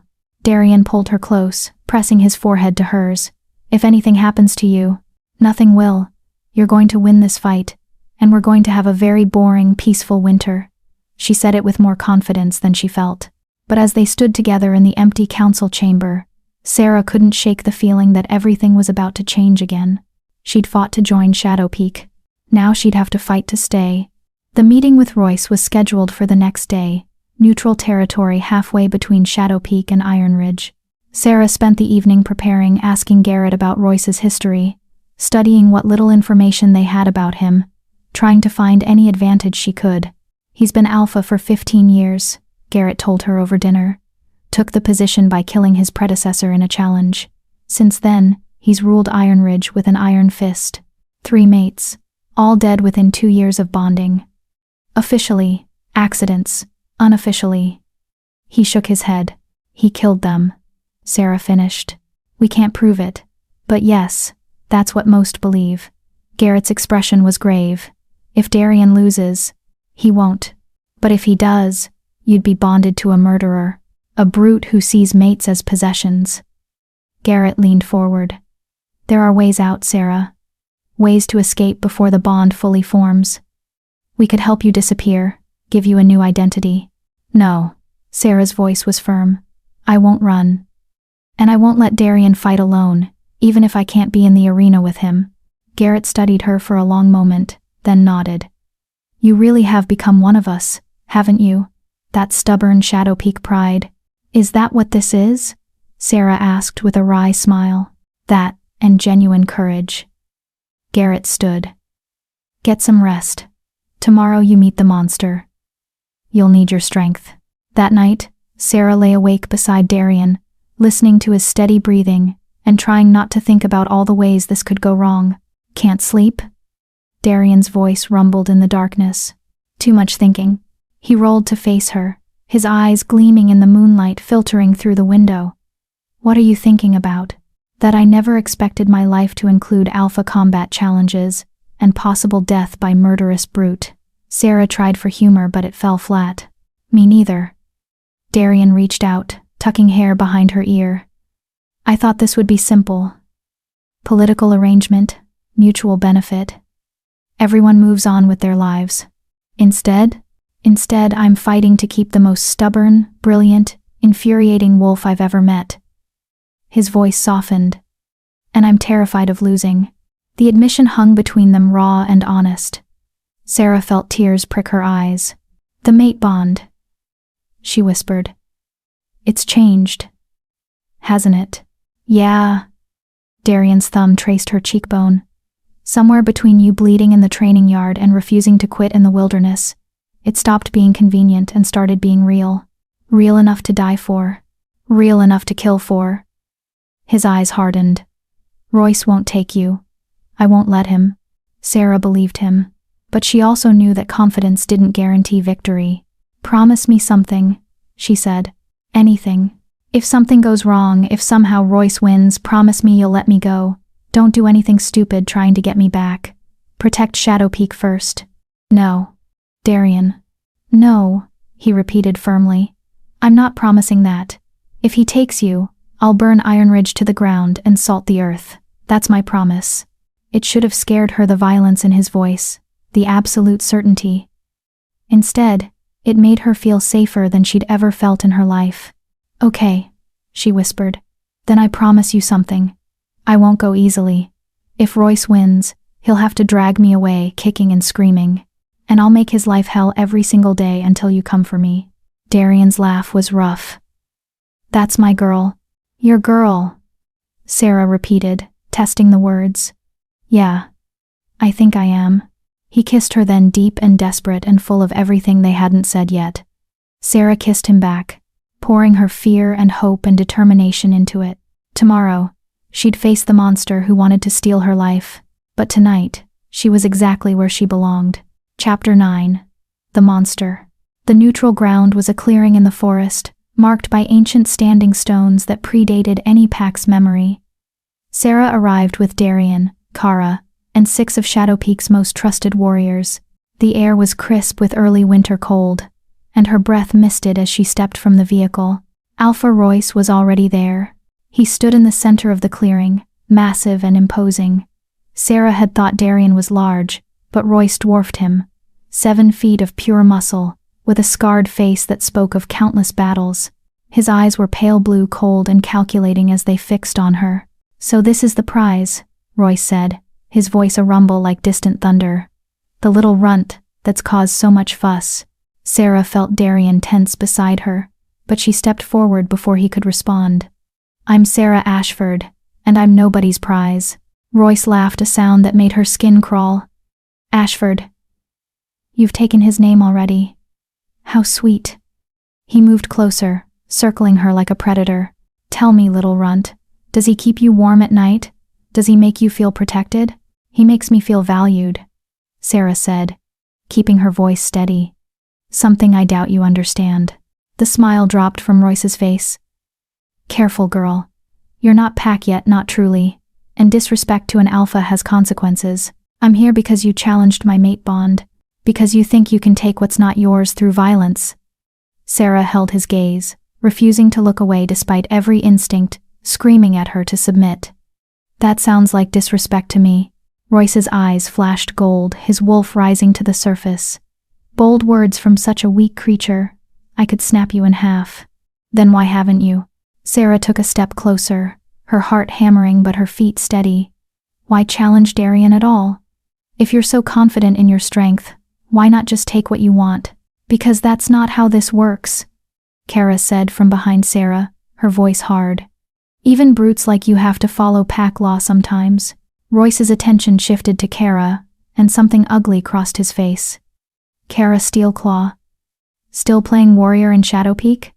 I remember when you begged to join Iron Ridge. What was it I said? Oh yes, you weren't strong enough. And yet here I am, head warrior of a pack that doesn't need to brutalize its members into submission." Kara's smile was all teeth. "Funny how that works." The tension ratcheted higher.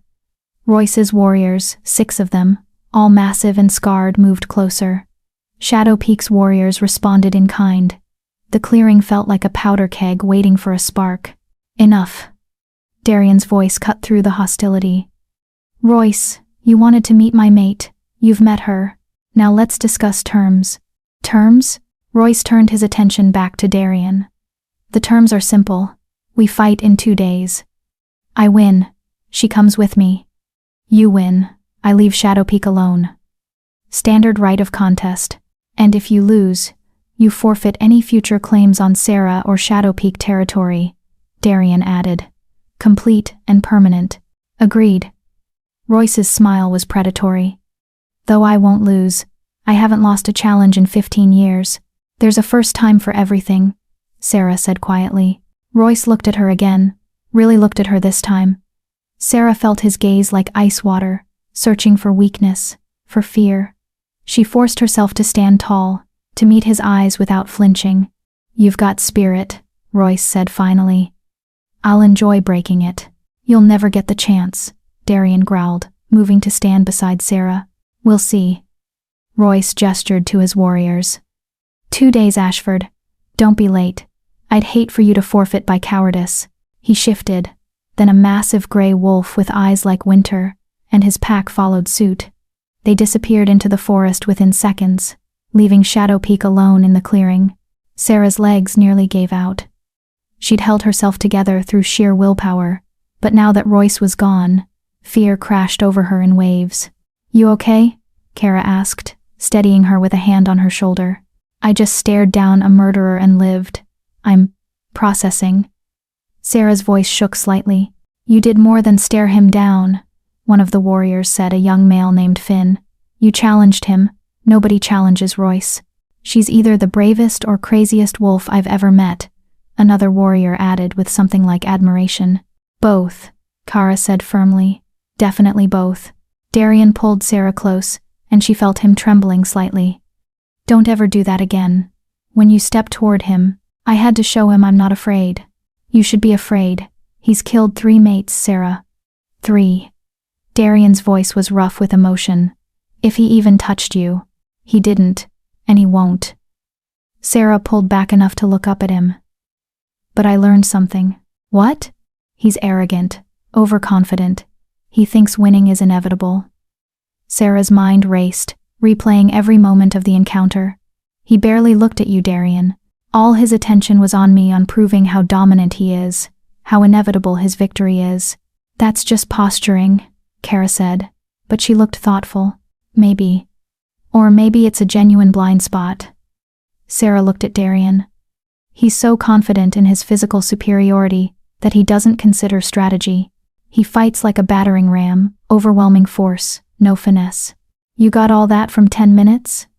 Finn asked, impressed. I got it from the way he moved, the way he talked, the way he dismissed everything that wasn't direct confrontation. Sarah's grandmother had taught her to observe people, to read the truth beneath their words. He's strong, yes, but he's also predictable. Darian's expression shifted from worry to calculation. If he fights the way you think he does, you can use it against him, Sarah finished. You're faster, smarter. If you don't let him dictate the fight, if you make him chase you, wear him down, he'll get frustrated, make mistakes. Darian's eyes gleamed. And 1 mistake is all I need. Kara was nodding now. We have 2 days to prepare. Let's make them count. They returned to Shadow Peak immediately, and Darian threw himself into training with single-minded focus. Kara drilled him relentlessly, focusing on speed and evasion rather than direct confrontation. Sarah watched from the sidelines, taking mental notes, looking for any advantage they could exploit. That evening, she found Garrett in the pack library, searching through ancient texts. Looking for something specific? She asked. Garrett glanced up, his scarred face weary. Precedents, past challenges under the right of contest, trying to find if anyone's ever successfully defended against someone like Royce. And most defenders lose. The challengers invoke the right specifically because they're confident they can win. He closed the book with a heavy thud. I'm sorry, Sarah. I wish I had better news. Sarah sat across from him, thinking. Garrett, what happens if the fight is interrupted? If something prevents it from being completed? Such as? I don't know. What if I wasn't there? If the mate being challenged doesn't witness the fight, does it still count? Garrett frowned. Traditionally, the mate must be present.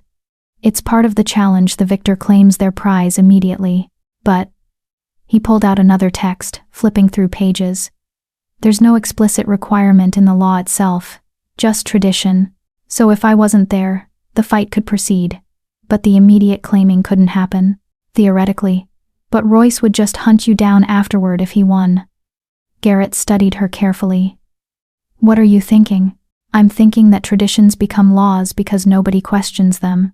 But if we're dealing with ancient laws nobody's invoked in 50 years, maybe there are loopholes nobody's considered. Sarah leaned forward. What if we could disqualify Royce before the fight even begins? On what grounds? That's what I need to figure out. Sarah's mind raced through everything she'd learned about pack law. There has to be something. Some requirement he's not meeting. Some technicality we can exploit. Garrett's expression shifted to something like hope. You know, for someone who was considered the weakest wolf in her old pack, you think like an alpha. I think like someone who's tired of being underestimated. Sarah stood. Keep looking through those texts.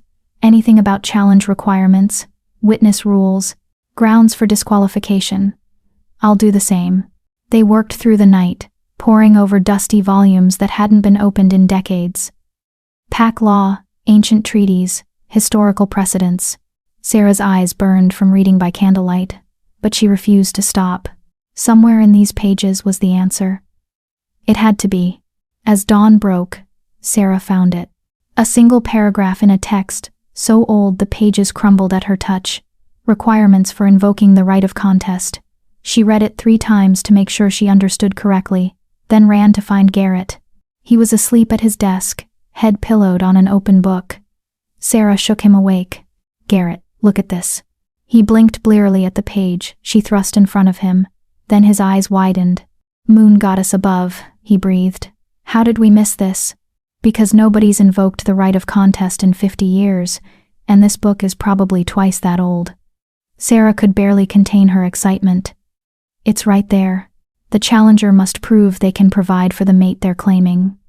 Specifically, they must demonstrate adequate territory, resources, and stable pack structure. Royce has all that. Iron Ridge is a large pack with substantial territory. But look at the next line." Sarah pointed. "The challenger must also prove no prior claims exist on their ability to mate. Meaning no existing mates, no broken bonds, no deaths of previous mates under suspicious circumstances," Garrett finished, sitting up straight. "Sarah, if we can prove Royce killed his previous mates, he's disqualified from claiming a new one under the right of contest. Can we prove it?" "Can we prove it? I don't know, but we have 2 days to try." Garrett was already moving, gathering papers. "We need to contact wolves who knew his mates, get testimonies, build a case. Will the challenge council accept it? If we present evidence before the fight begins, they'll have to consider it. It's law." Garrett gripped her shoulders. "Sarah, you might have just saved Darian's life. And your own."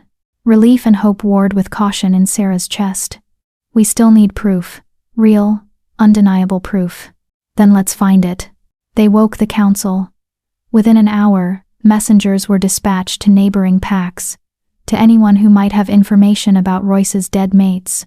Darian was brought in and briefed, his expression shifting from confusion to fierce hope. "If this works," he started. "It has to work," Sarah said firmly. "Because I'm not letting you die for me, and I'm definitely not becoming Royce's next victim." Darian pulled her close. "Have I mentioned lately that you're extraordinary?" "Not in the last few hours. Consider it mentioned." He kissed her forehead. "You might have just beaten a challenge before it even began. Don't celebrate yet. We still need evidence." But Sarah allowed herself a small smile. "Though I have to admit, I'm getting really good at this whole refusing to lose thing." "It's your best quality," Kara said from the doorway. She'd been training all night and looked exhausted. "Though, if we're calling off the fight, someone should probably tell my muscles. They're very confused about why I pushed Darian so hard." "We're not calling anything off yet," Garrett warned. "This is a long shot. Royce has covered his tracks well.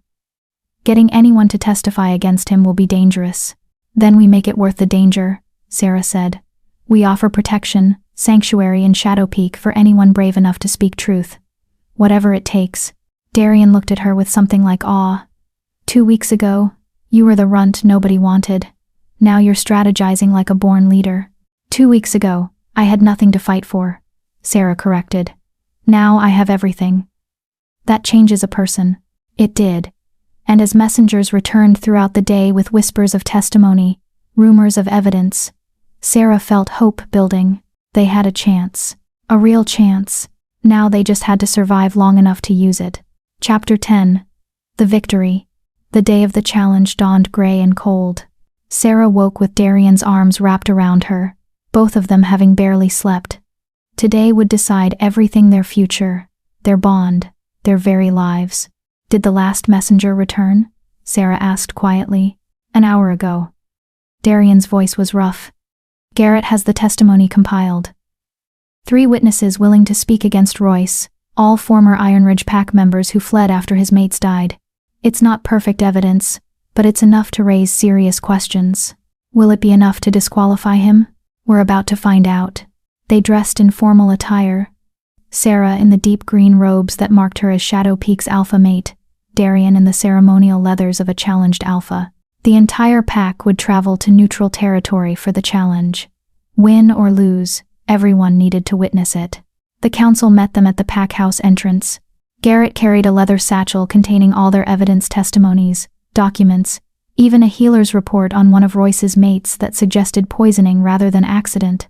"This is going to be ugly," Helena warned. Royce won't take the accusation lightly. Even if we disqualify him from the right of contest, he might challenge anyway. Claim regular combat challenge instead. Then we fight, Darian said simply. But at least it won't be for Sarah. Regular challenges don't have mate claiming attached. Small comfort if you die, Kara muttered, but she fell into step beside them. The journey to neutral territory felt both endless and too short. Sarah sat pressed against Darian in the vehicle, their hands intertwined, the mate bond humming between them. She could feel his fear not for himself, but for her. And her own fear. Sharp and bright, that everything they'd built might shatter today. Whatever happens, Sarah said softly, I want you to know something. Don't. Darian's grip tightened. Don't do goodbyes. We're not losing today. I'm not saying goodbye. I'm saying thank you.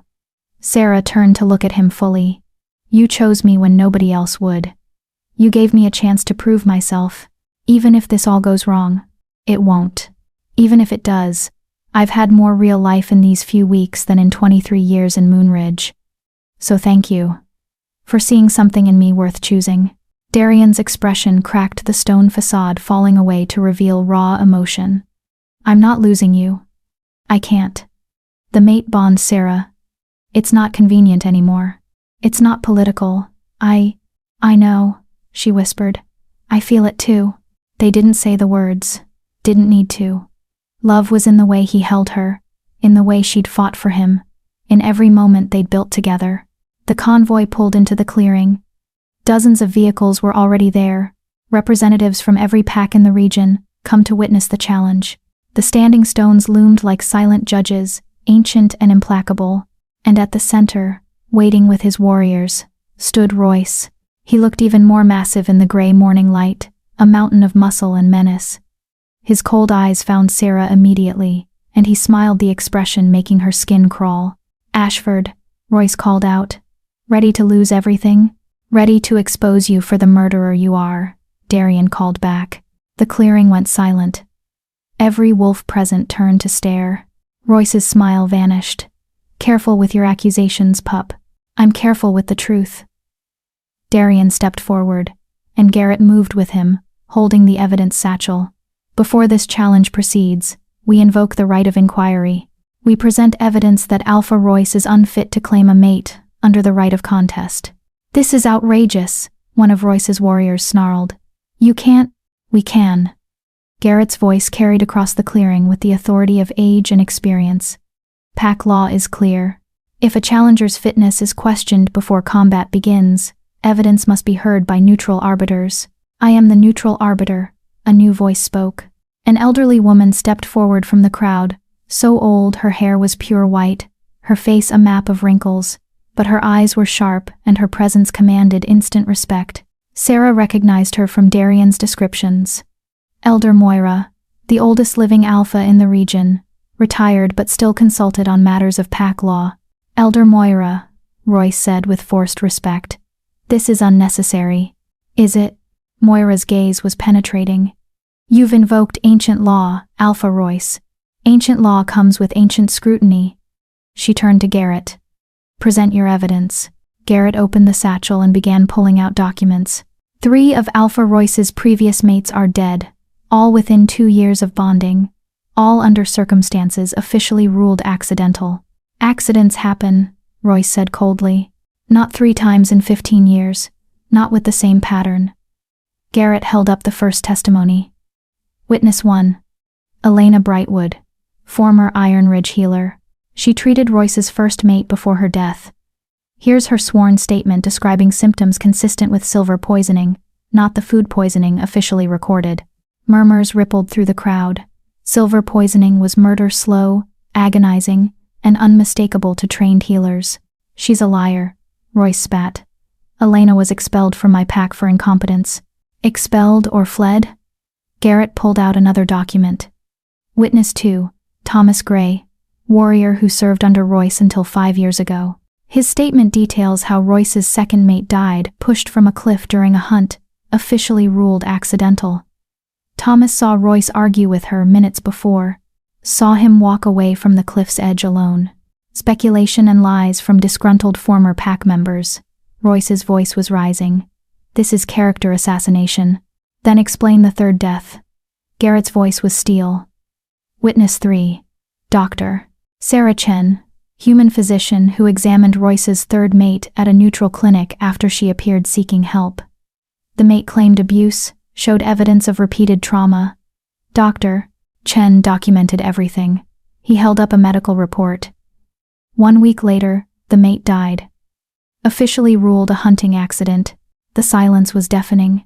Elder Moira stepped forward and took the documents, reading through each one with methodical care. The minutes stretched like hours.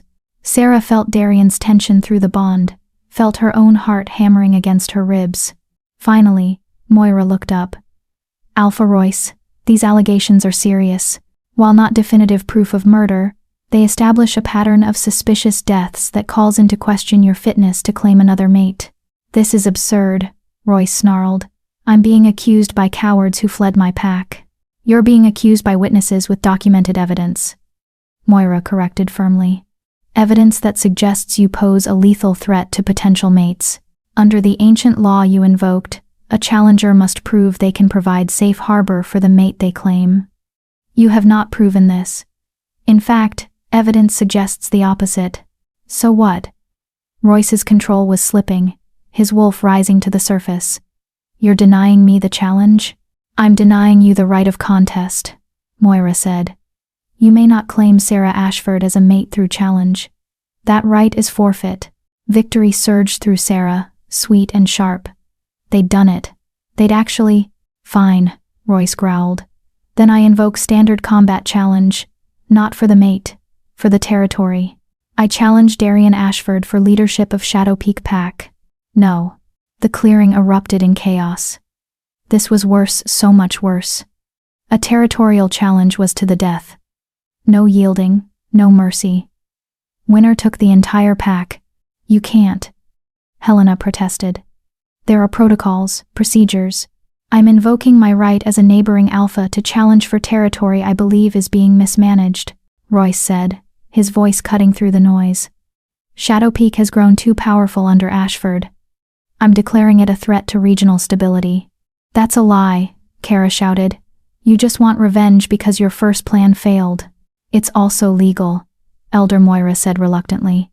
Territorial challenges can be invoked if the challenger can demonstrate reasonable cause. Royce's claim of regional instability is thin, but it meets the minimum requirement. Darian's hand found Sarah's, squeezing hard.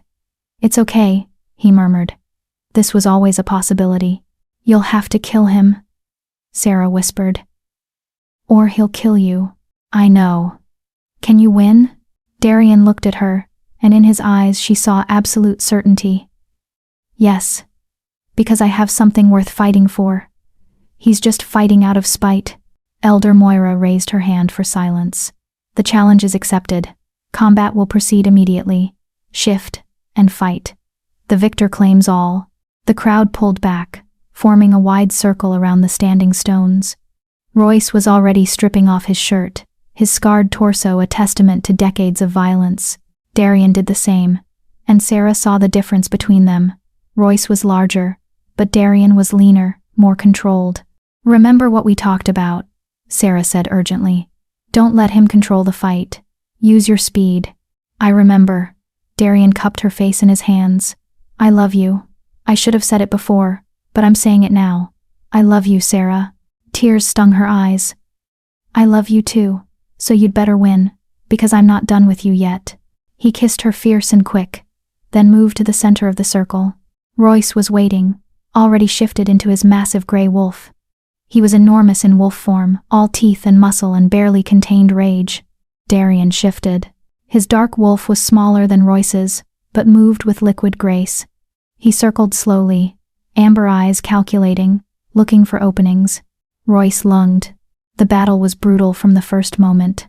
Royce fought like Sarah had predicted, overwhelming force, trying to use size and strength to crush his opponent.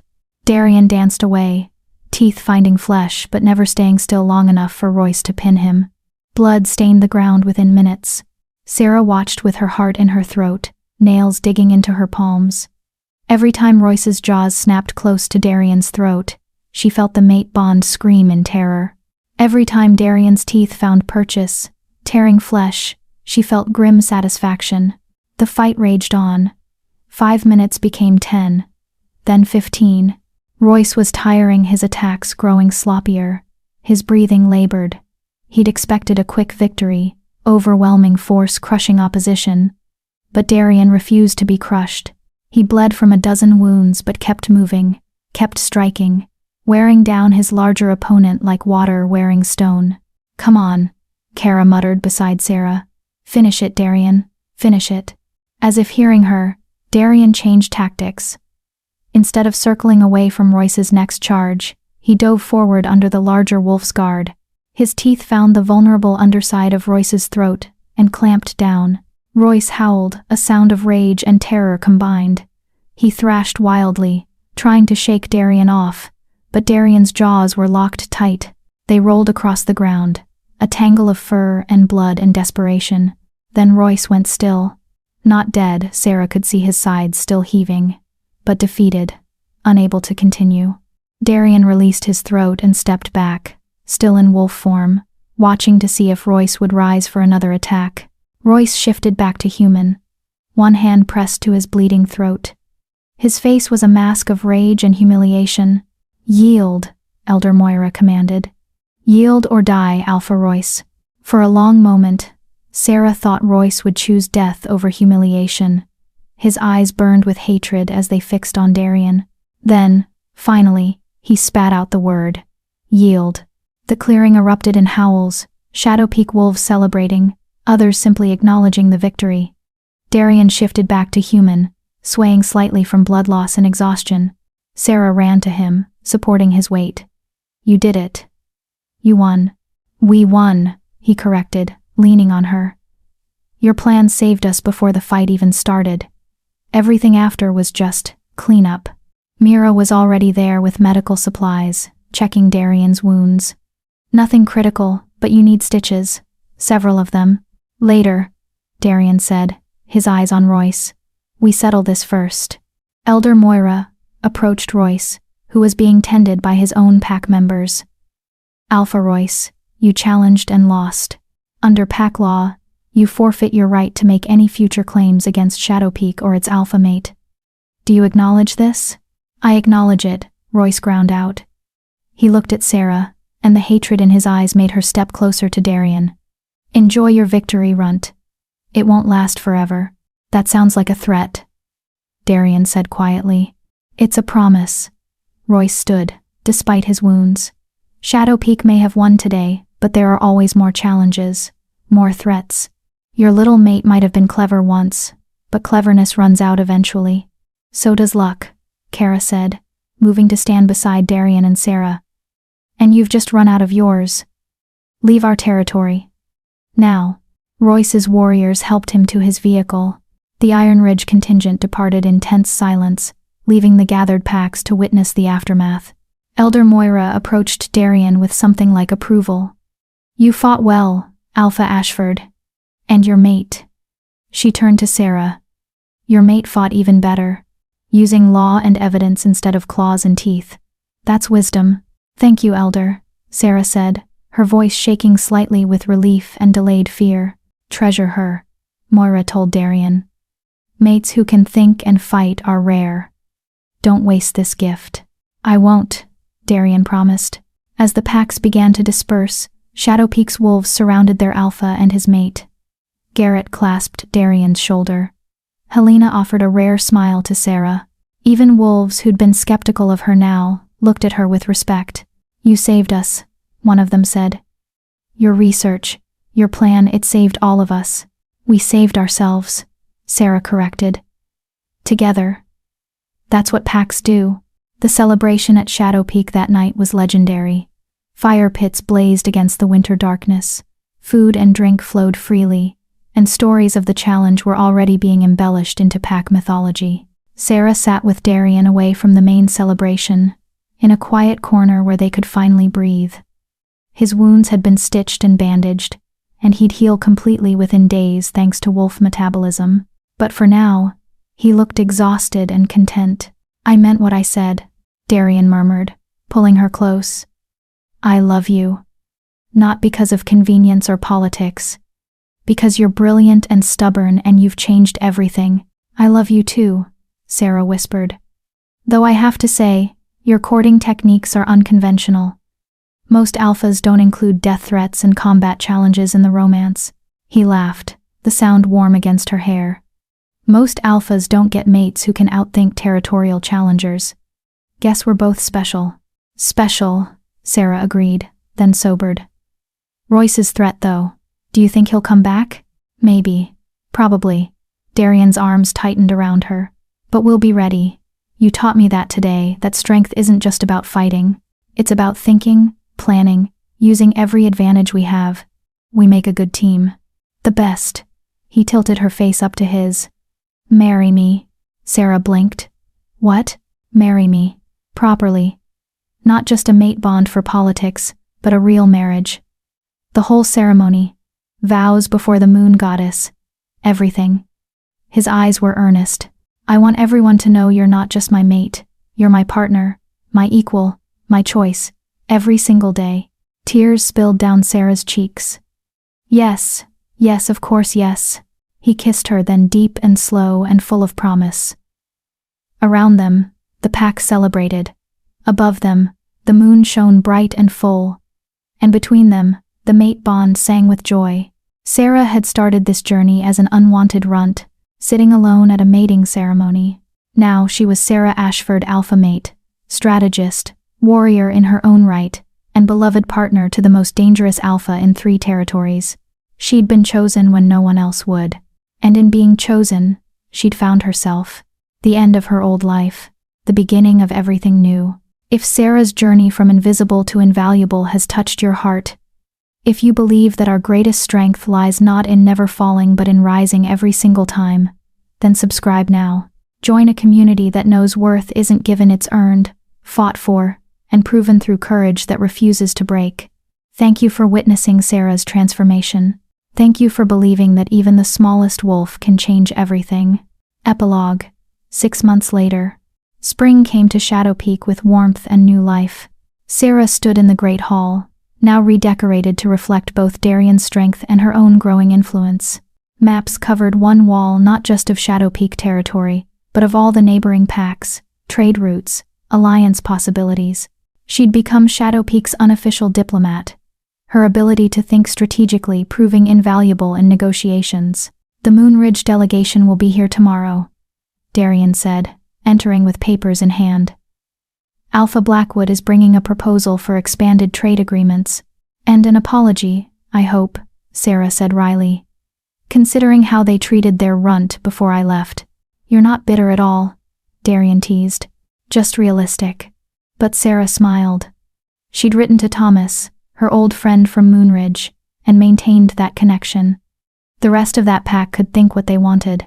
She'd found her real home. A knock at the door interrupted them. Kara entered, followed by a young female Sarah had never seen before. Small, nervous, with healing bruises on her face. Alpha, Sarah, Kara said formally. This is Maya. She's seeking sanctuary. From where? Darian asked, already alert. Iron Ridge. Maya's voice was barely a whisper. I was. Alpha Royce wanted to make me his mate. After you defeated him, he's been worse, more violent. I couldn't stay. Sarah's heart clenched. She crossed to Maya immediately, taking her hands gently. You're safe now. Shadow Peak grants you sanctuary. No one will force you into anything here. But Alpha Royce has no power here, Darian said firmly. You're under our protection now. Maya's eyes filled with tears. Thank you. Thank you so much. As Kara led Maya away to get settled, Sarah turned to Darian. We need to do something about Iron Ridge, about wolves like Royce who abuse their power. I know. But changing pack law across territories. Darian shook his head. That's a generational fight. Then let's start it. Sarah moved to the maps, her mind already working. We can't save everyone, but we can offer sanctuary to those who escape. Build a reputation as a pack that protects the vulnerable. Slowly, other packs will have to follow our example, or lose wolves to us. Darian came to stand beside her, looking at the maps with new perspective. You want to change the entire pack system. I want to make sure no one else has to sit alone at a mating ceremony, feeling worthless and unwanted. Sarah looked up at him. I want to make sure there are options for wolves who don't fit the traditional mold. Is that crazy? Probably. Darian wrapped his arms around her from behind. But it's the kind of crazy that changes the world. Let's do it. Together, they stood before the maps, planning their future. A future where strength came in many forms, where runts could become alphas in their own right, where being chosen wasn't about physical power but about character, courage, and the refusal to give up. Sarah had been chosen by a giant alpha who'd needed a political mate. But in the choosing, they'd both found something neither expected: real love, real partnership, and the power to change not just their own lives, but the lives of every wolf who came after. She'd started alone. She'd found everything. And she was just getting started. Thank you for joining Sarah on her incredible journey from unwanted to unstoppable. If her story resonated with you, if you've ever felt invisible but refused to stay that way, remember to subscribe if you haven't, to join others who believe that our worth isn't determined by others' recognition, but by our own refusal to accept anything less than we deserve. Every subscription supports stories where courage, intelligence, and determination matter more than fitting someone else's expectations. Thank you for being here. Thank you for believing in the power of rising, again and again, until the whole world sees what was always there.